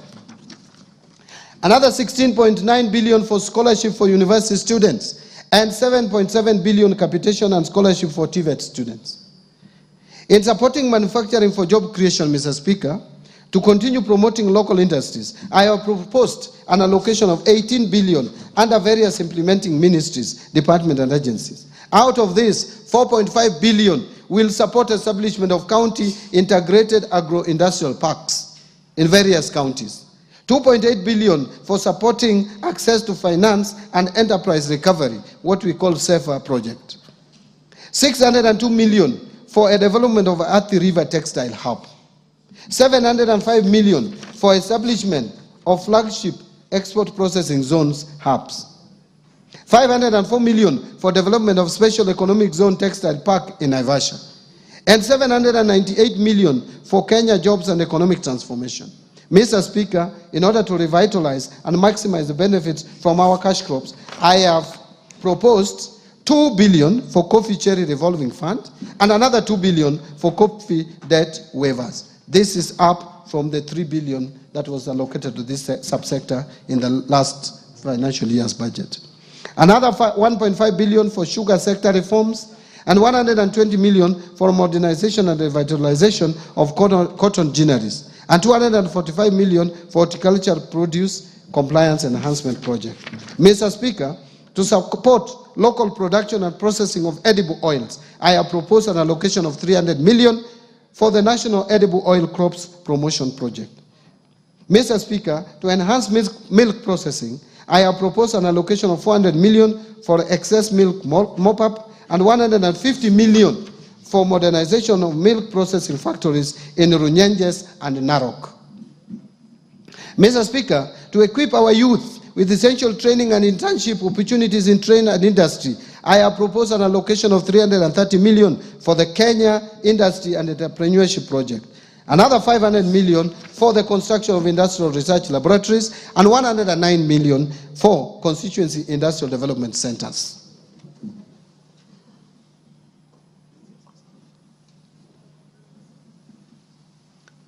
Now let me speak to improving security. Mr. Speaker, a stable and secure environment fosters investment, trade, and overall economic growth. In this regard, I have proposed an allocation of 202.3 billion for defense, another 125.7 billion for the National Police Service, and 51.4 billion for the National Intelligence Service, another 32.5 billion for internal security and national administration, and 38.1 billion for prison services. I have also proposed an additional allocation of 10 billion to cater for leasing of police motor vehicles and 3.6 billion for police modernization program. Mr. Speaker, to combat crime and enhance administration of justice, I have proposed 1.2 billion for construction and modernization of national forensic facilities. Now, let me turn to protecting the vulnerable groups in our society. Mr. Speaker, social protection services are crucial for building more equitable and resilient societies by reducing poverty, inequality, and vulnerability, as well as promoting economic growth and social cohesion. I have in this regard proposed an allocation of 41.4 billion in this budget to protect the vulnerable members of our society and promote affirmative action. This is increasing from 33 billion in the current financial year's budget. Out of this allocation, 25.1 billion will cater for cash transfers to the elderly persons. And again, this has moved from 18 billion, so it has increased by 7 billion. 8.9 billion for cash transfers to orphans and vulnerable children. Again, that's a jump of 1 billion more. And 1.5 billion for cash transfers to persons living with disability. Again, this has been increased from 1.19 billion. Mr. Speaker, the proposed allocations also includes 3.9 billion for the Kenya Hunger Safety Net Program, 450 million for the National Fund for the Disabled of Kenya. In addition, there is 600 million which will go to the Child Welfare Society of Kenya, 100 million for the Presidential Bursary for Orphans, 180 million for the Street Families Rehabilitation Trust Fund, and 90 million for the National Albinism Support Program, and finally, 90 million for the National Autism Support Program. On equity, poverty reduction, women and youth empowerment. Mr. Speaker, unemployment remains one of the most persistent and challenging issues facing the country today. The challenge is not only about job creation, but also bringing the critical gap between education and employment and developing relevant skills for the modern economy. In order to empower the youth and support businesses owned by youth and women and to promote development in the constituencies, I have proposed 105.6 billion for these initiatives. This allocation includes 10 billion, I have proposed 105.6 billion, not million, for these initiatives. This allocation includes 10 billion for the National Youth Service, NYS, 3.6 billion to National Youth Opportunity Towards Advancement, what is famously known as NYOTA, and Kenya shillings 318 million for the Youth Enterprise Development Fund. In addition, I have proposed 990 million for film development services.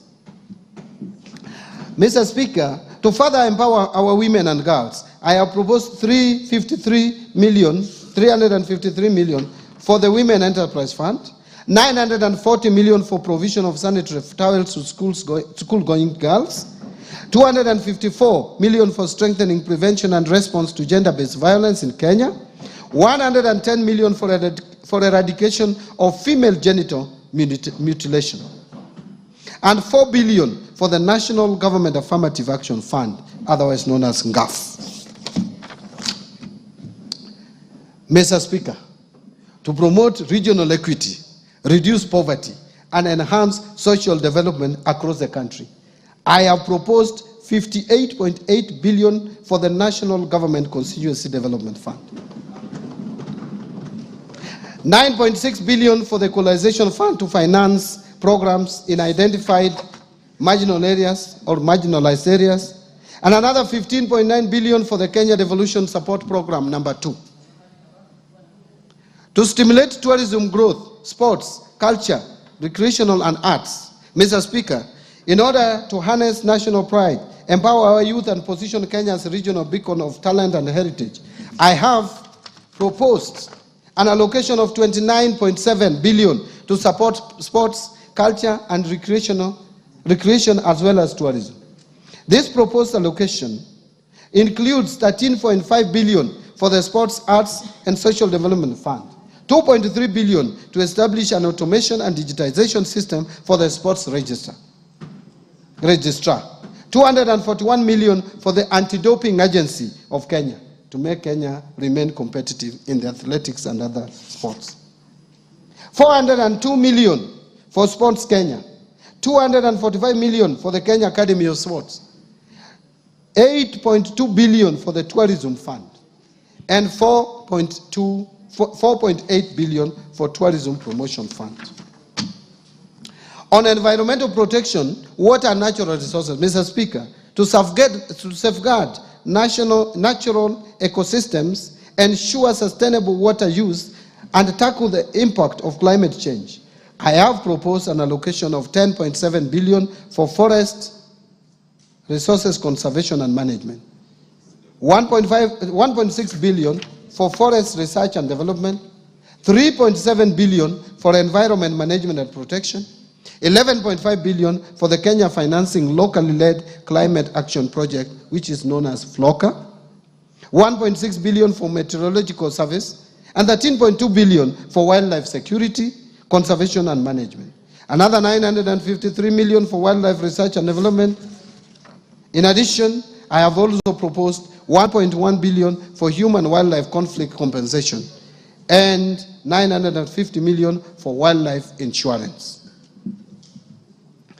Mr. Speaker, I have also proposed an allocation of 26.8 billion for water and sewerage infrastructure development.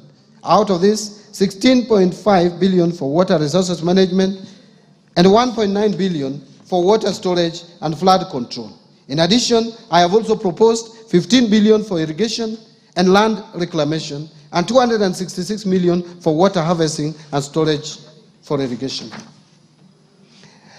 In order to improve governance and sustaining the fight against corruption, Mr. Speaker, to enhance good governance, intensify the fight against corruption, and entrench integrity and accountability in public service delivery, I have proposed Kenya shillings 4.5 billion for the Ethics and Anti-Corruption Commission, 4.5 billion for the Office of the Director of Public Prosecutions, 5.3 billion to the State Law Office, and 8.7 billion for the Office of the Auditor General.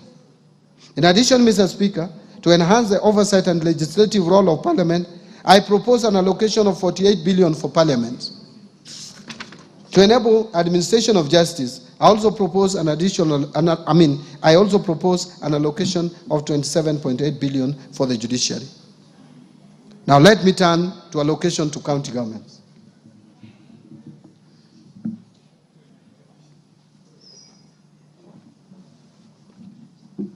Mr. Speaker, to support devolution, county governments will receive 405.1 billion in the financial year 2025-2026 as an equitable share of revenue raised nationally, an increase of 17.6 billion from Kenya shillings 387.4 billion in financial year 24-25. The 405.1 billion represents 25.8% of the most recently audited revenues for financial year 2020-2021, way higher than the minimum of 15% prescribed in Article 203(2) of the Constitution. In order to ensure food and nutrition security, infrastructure development, improved water and sanitation systems, among others, county governments will receive an additional 69.8 billion as additional allocations. Equalization Fund. Mr. Speaker, to support implementation of projects in the marginalized areas, 7.85 billion has been proposed as an allocation to the Equalization Fund in the financial year 2025-2026, and an additional 2.74 billion to settle outstanding arrears owed to the fund.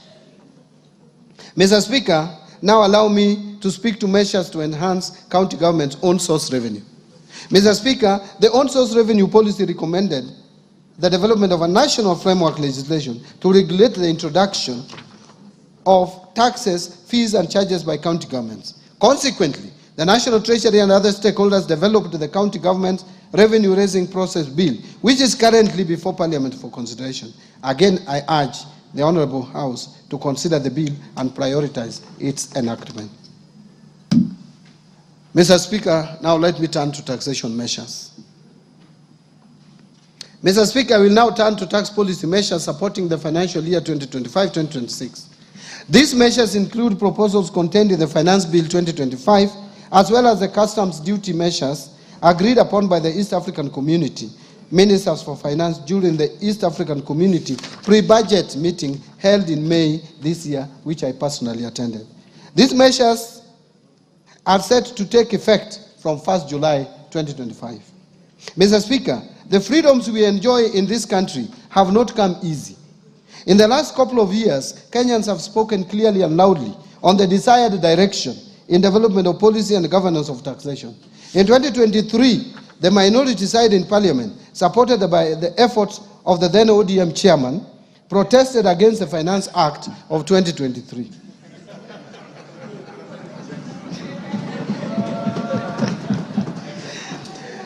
Last year, Mr. Speaker, some provisions in the Finance Bill 2024 triggered protests across the country. These actions in the 2 years regrettably resulted in the loss of lives and destruction of property and adversely impacted economic lives of many. In the remembrance of our fellow Kenyans who lost their most precious lives during these protests, allow me, Mr. Speaker, that we observe a minute of silence in their remembrance. Will you be upstanding?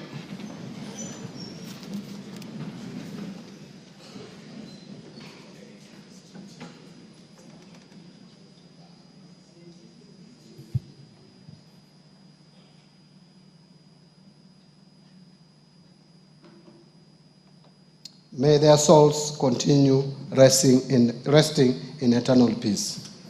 Thank you, honorable members.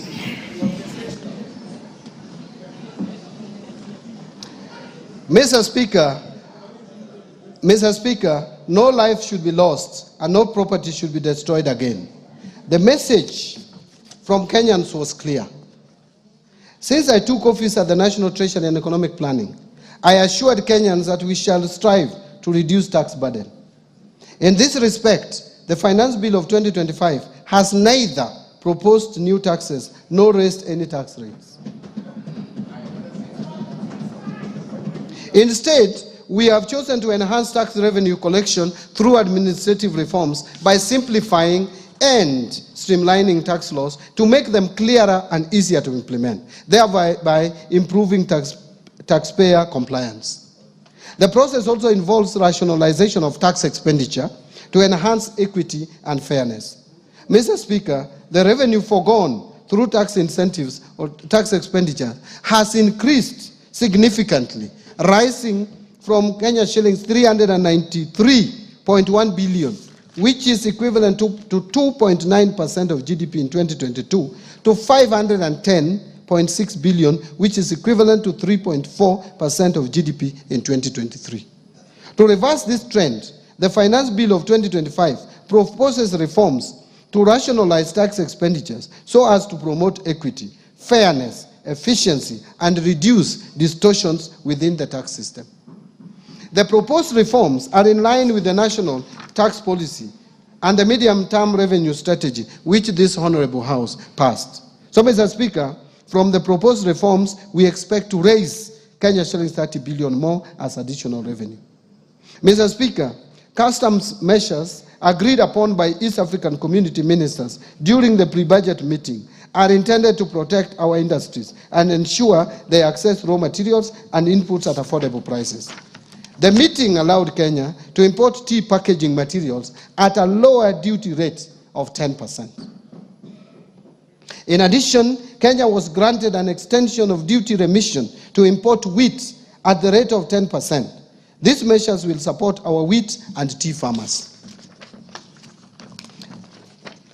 Mr. Speaker, I will begin with the customs measures and later provide highlights on the proposed amendments of tax laws in the Finance Bill of 2025. On customs measures, to meet the local demand of rice, Kenya was allowed to extend the stay of application on the East African Community Common External Tariff and import rice at the rate of 35% or USD 200 per metric ton, whichever is higher, instead of the common external tariff rate of 75% or USD 345 per metric ton. Mindful of wheat farmers in Kenya, East African Community Ministers agreed on duty remission of wheat at a rate of 10% instead of the common external tariff rate of 35%, provided the millers who intend to import wheat under the duty remission must first purchase locally produced wheat. Mr. Speaker, to promote local assembly of telecommunication equipment, Kenya was granted an extension of duty remission on inputs for assembly of telecommunication devices, including mobile phones, laptops, and tablets. Mr. Speaker, in order to reduce the production cost of animal feeds, Kenya requested for an extension to import inputs for production of animal feeds duty-free under the East African Community Duty Remission Scheme, which was granted. We urge the producers of animal feeds to apply for the remission. Mr. Speaker, the leather sector is one of the priority value chains under BETA. To support local producers of leather and leather products, Kenya was allowed to extend the stay of application on the common external tariff rate and apply import duty rate of 35% on leather products. To promote tanneries to supply local manufacturers with high-quality leather, Kenya was allowed to import chemicals for leather processing under duty remission. Mr. Speaker, to support local assembly of transformers, which is critical to energy distribution, the East African Community Ministers approved Kenya's request for a tariff split on transformers to provide for a distinction between fully built and unassembled transformers. Currently, it is one line, tariff line, and it is very difficult for us to separate and incentivize either of them. So, Mr. Speaker, to support the local assemblers of cranes, Kenya was granted approval to import inputs for assembly of cranes duty-free under duty remission. Mr. Speaker, last year Kenya was granted a stay of application on the East African East African Community Common External Tariff to apply a higher duty rate ranging from 25 to 35% on certain types of paper used in manufacturing packaging materials. This action adversely affected exporters, particularly in tea sector. To address this, Kenya opted not to request for an extension of the stay of this common external tariff. And this decision will not affect local manufacturers of packaging materials, as they will continue importing raw materials under duty remission. So, Mr. Speaker, now let me speak to the Finance Bill of 2025. Let me now highlight some of the proposals contained in the proposed Finance Bill 2025. Under Income Tax Act. Mr. Speaker, to enable faster recovery of investment by businesses on loose items such as utensils, linen, and industrial tools, the bill proposes to amend the Income Tax Act to allow for a full cost deduction of these items in the first year of purchase, as opposed to the current 3 years. This will improve cash flows of the relevant businesses. Mr. Speaker, we have noted increased tax disputes arising from audits carried on cross-border transactions. These disputes could have been avoided if the multinational companies had advanced pricing agreements with the Commissioner at KRA. To address this gap, the bill is proposes to amend the Income Tax Act to empower the Commissioner to enter into advanced pricing agreements with multinational companies. Mr. Speaker, the Tax Laws Amendment Act of 2024, passed in December last year, introduced the minimum top-up tax in line with global best practices. But the Act inadvertently omitted the due date for payment of the tax, thus creating enforcement challenges. To address this, I have proposed an amendment to the Income Tax Act to clarify that the due date will be the end of the 4th month following the close of a company's accounting period. Mr. Speaker, again, the Tax Laws Amendment Act of 2024, passed in December last year, exempted gratuity payments from income tax, actually pension and gratuity. However, the provision is not clear whether all gratuity, including from private pension schemes, is exempted from tax. In this respect, the bill is proposing to amend the Income Tax Act to clarify that all gratuity payments, whether from public or private sources, are exempt from tax. Mr. Speaker, to encourage wider participation in virtual asset transactions, especially among the youth, the bill proposes to reduce the digital asset tax rate from 3% to 1.5%. And Mr. Speaker, to ensure consistency and effective administration of the law, the bill proposes to amend the third schedule to the Income Tax Act to clarify that fringe benefit tax is payable by the employer at the corporate tax rate, and that withholding tax on qualifying dividends and qualifying interest are final tax. That is not clear in the current arrangement.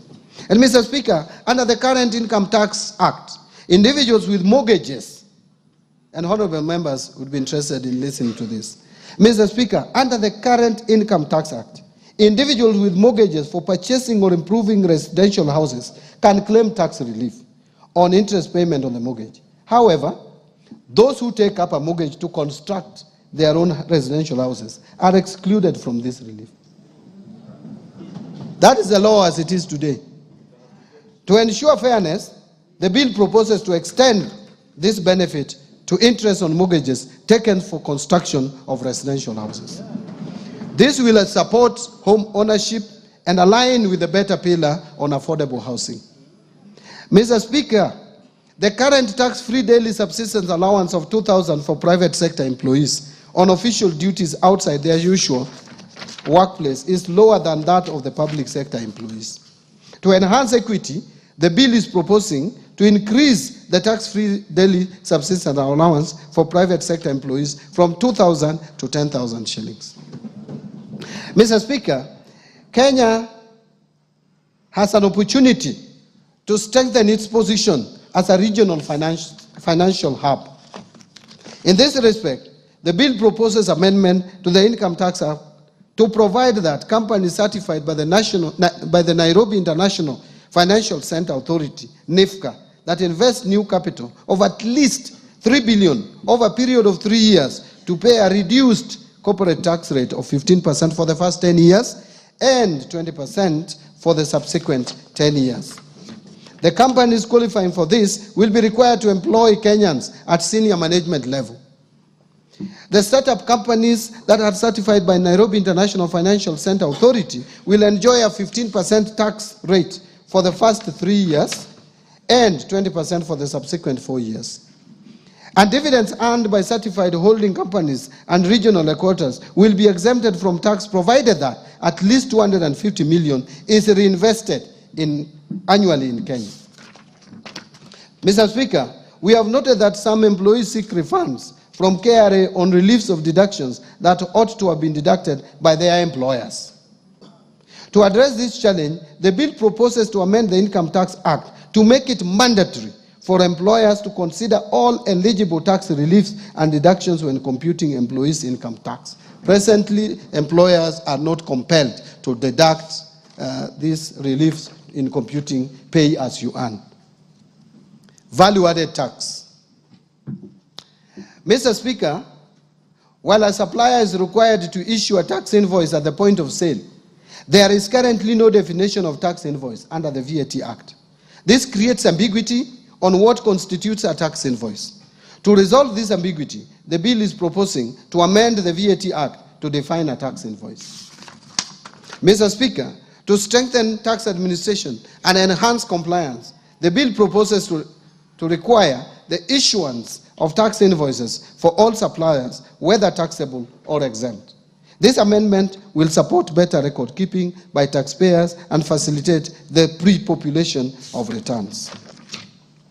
Mr. Speaker, to support business operations, the bill proposes to shorten the period for claiming refunds on bad debts from 3 years to 2 years, and to allow taxpayers to either request for a refund or offset it against future VAT liabilities.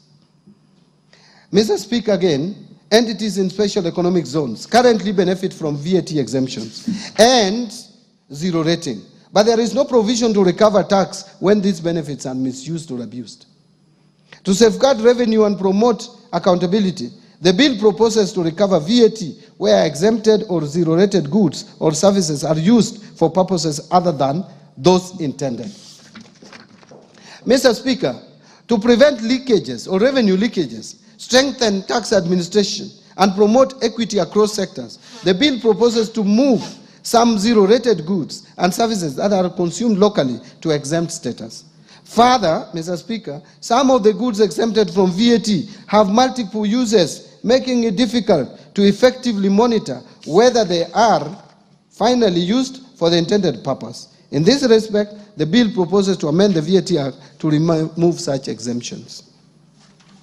Under excise duty, Mr. Speaker, to minimize tax disputes relating to classification of locally produced accessible goods, the bill proposes an amendment to the Excise Duty Act to clarify that the East African Community Common External Tariff and its classification rules shall apply to all accessible goods, both imported and locally manufactured. Mr. Speaker, to streamline the processing of applications for licenses to manufacture accessible goods by the Commissioner, the bill proposes to amend the Excise Duty Act to require the Commissioner to provide feedback on the application within 14 working days from the date of receipt of all valid documents. Mr. Speaker, the Excise Duty Act provides for taxation of alcoholic beverages based on pure alcoholic content, which increased cost for producers using spirits over 90% alcohol content as raw materials from 356 shillings to about 1,000 shillings per litre. Since undenatured extra neutral alcohol is a key input in the manufacturing of spirituous beverages, the bill proposes to amend the Excise Duty Act to provide an excise duty rate of 500 shillings per litre for undenatured extra neutral alcohol above 90% strength supplied to licensed spirituous beverage manufacturers. Mr. Speaker, to promote equity and fairness in taxation of accessible services offered through the internet or electronic network, the bill proposes to amend the Excise Duty Act to bring non-resident persons without a physical presence in Kenya into the tax net when they supply accessible services through these mediums. Mr. Speaker, to avoid double taxation of fees charged by digital lenders, the bill proposes to amend the definition of digital lender under the Excise Duty Act to exclude entities licensed under the Banking Act, the Cooperative Societies Act, and the Microfinance Act. Honorable members, to enhance clarity and consistency in the administration of excise duty legislation, the bill is proposing to amend the Excise Duty Act to clarify that imported plastic products, including plates, self-adhesive plastics, and printed polymers, will be subjected to excise duty at 25% of the excise value, or 200 per kilogram, whichever is higher. Now let me speak to miscellaneous fees and levies.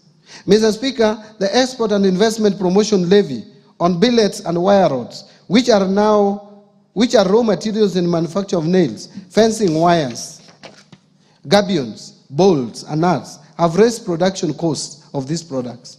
In this respect, the bill proposes to amend the Miscellaneous Fees and Levies Act to review the levy downwards.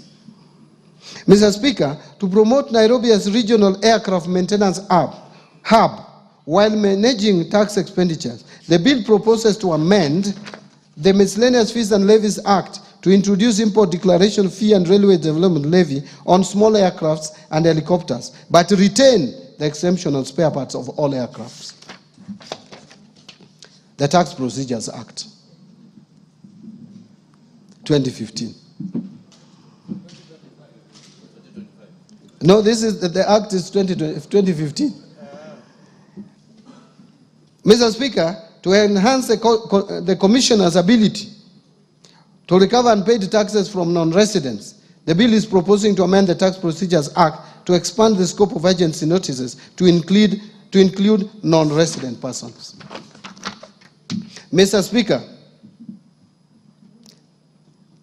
and this is controversial, to close a loophole that hinders enforcement of tax compliance and ensure timely revenue collection, the bill proposes to amend the Tax Procedures Act to clarify that enforcement of tax collection when a tax appeals to be done or a court judgment on tax dispute is in favor of the commissioner shall only be suspended where a stay order has been granted. That is not the one that I thought I was going to read.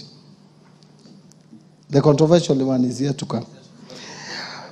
Mr. Speaker, to remove the financial and legal barriers that may hinder effective enforcement of recovery of unpaid taxes, the bill proposes to amend the Tax Procedures Act to provide that property transfers made by or to the commissioner in recovery of tax liabilities be exempted from stamp duty.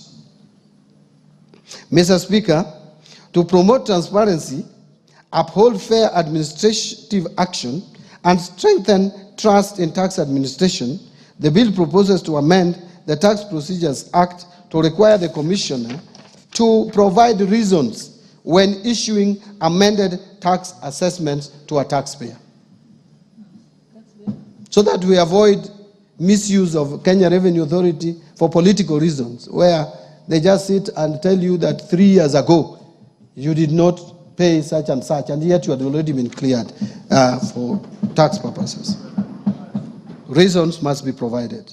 Mr. Speaker, to address taxpayers' concerns regarding penalties and interest arising from system-related delays or administrative errors beyond taxpayers' control, the bill proposes to amend the Tax Procedures Act to allow the Cabinet Secretary to grant waivers on penalties and interest arising from such circumstances upon recommendation by the Commissioner. Presently, if there is any error made by the Kenya Revenue Authority on your tax assessment, there is no law to reverse it.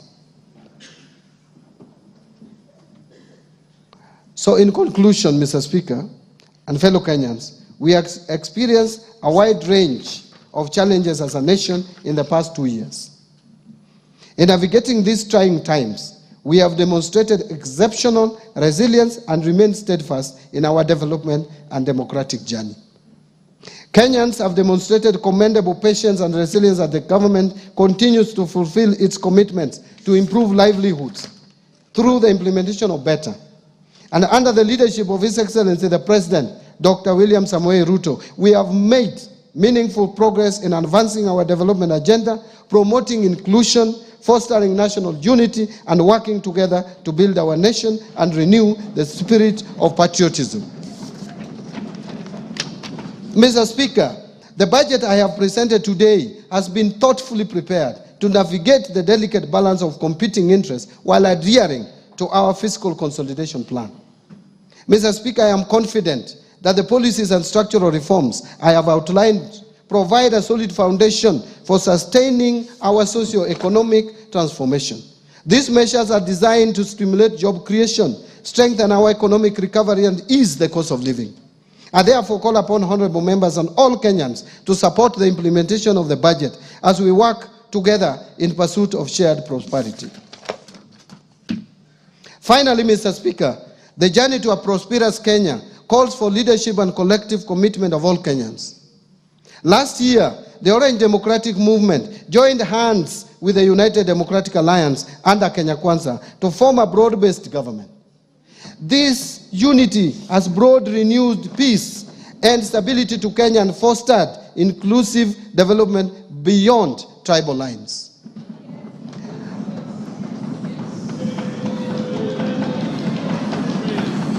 I wish. Thank you. Thank you. Thank you. Thank you. Thank you. Thank you very much. I wish to acknowledge with gratitude the unwavering leadership and vision of His Excellency the President Dr. William Samoei Ruto and His Excellency the Deputy President Professor Kithure Kindiki.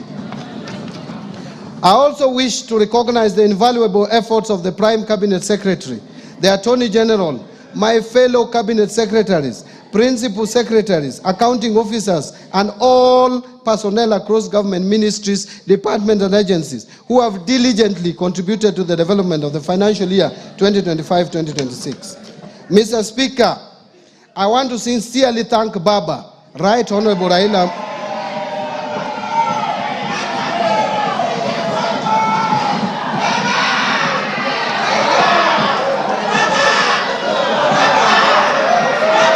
Thank you, thank you. Thank you. Thank you, honorable members.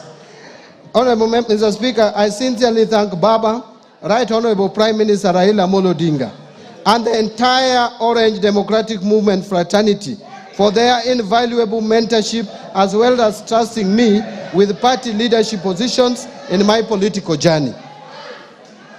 But Mr. Speaker, I will not forget that I served the people of Suba South constituency as their elected representative for a period of 15 years and a further 2 years as nominated member of parliament before my appointment to the cabinet. I truly appreciate the people of Suba South constituency for the opportunity they gave me to serve them, and I will remain forever grateful.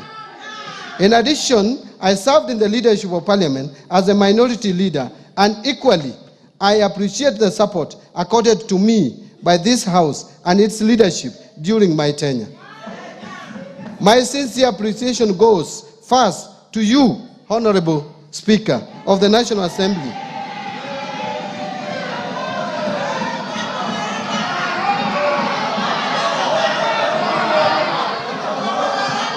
and your counterparts in the Senate, the majority and minority leaders, and the entire House leadership, including respective clerks, supporting the approval process of the financial year 2025-2026 budget. Second, to honorable chairs and members of both the Budget and Appropriations Committee and the Finance and National Planning Committee and all the other departmental committees of this House, as well as the staff of Parliamentary Budget Office for their constructive inputs and leadership during the approval process of this budget. Third, my colleagues at the National Treasury and Economic Planning, led by Dr. Chris Kipto, the Principal Secretary for the National Treasury, Dr. Boniface Barasa Makoha, the Principal Secretary for the State Department for Economic Planning, and Mr. Cyril Wagunda Odede, the Principal Secretary for Public Investments and Assets Management, for their commitment, dedication, and support in the preparation of this budget. Fourth, special appreciation goes to Mr. James Muhati, the former Principal Secretary for the State Department for Economic Planning, for his unwavering commitment and invaluable support during the first half of the financial year.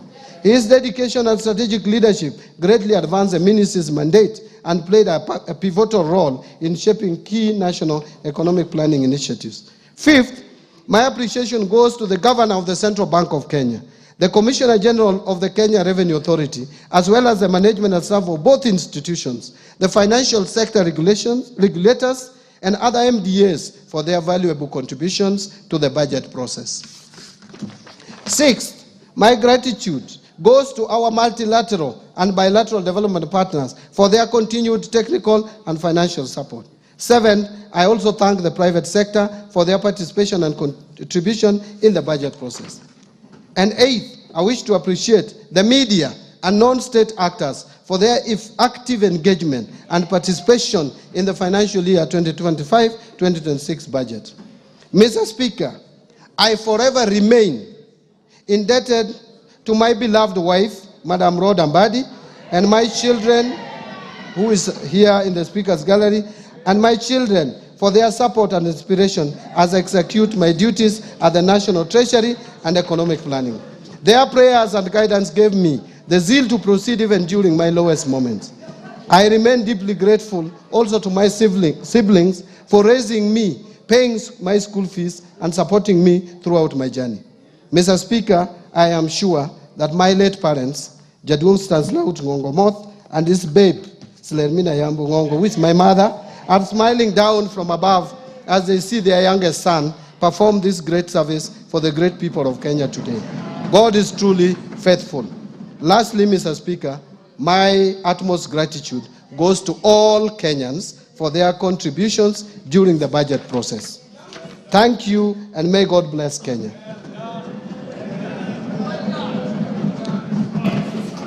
Mr. Speaker, before I resume my seat, you will recall that I have already submitted to this House the budget estimates and the Finance Bill 2025, together with the accompanying documents as required by the Public Finance Management Act 2012. Today, I further submit the following documents for this August House and request that you graciously receive them. 1, budget statement for the financial year 2025-26. 2, the 2025 budget policy statement. 3, estimates of revenue, grants and loans for the financial year 2025-2026. 4, financial statements for the financial year 2025-26. 5, medium-term debt management strategy 2025. 6, budget highlights, the Mwananchi Guide for the financial year 2025-26. And finally, statistical annex to the budget statement for the financial year 2025-2026. Thank you, Honorable Speaker. Thank you, honorable members.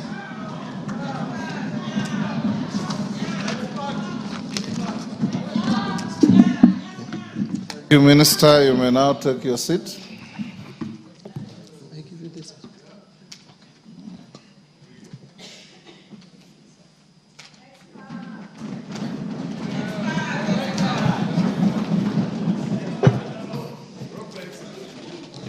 Thank you, CS, for just above 2 hours well spent in presenting your first budget highlights to this House.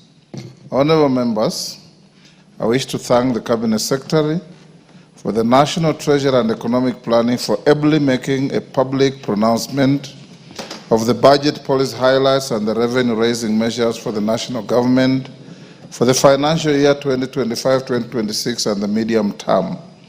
I confirm that in conformity with the provisions of Section 39 and 39A of the Public Finance Management Act, Cap 412A, and the Standing Order 244C, the Cabinet Secretary had already submitted to the National Assembly the relevant legislative proposals necessary to actualize the revenue-raising measures to finance the 2025-2026 budget.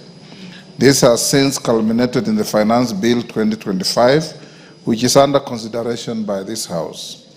Honorable members, it's my pleasure to invite all members, the Cabinet Secretary for the National Treasury and Economic Planning, other Cabinet Secretaries, and all invited guests to a reception at the Parliamentary Courtyard. Honorable members, the time now being 5:23 p.m., this House stands adjourned until Tuesday, 17th June 2025 at 2:30 p.m. I thank you.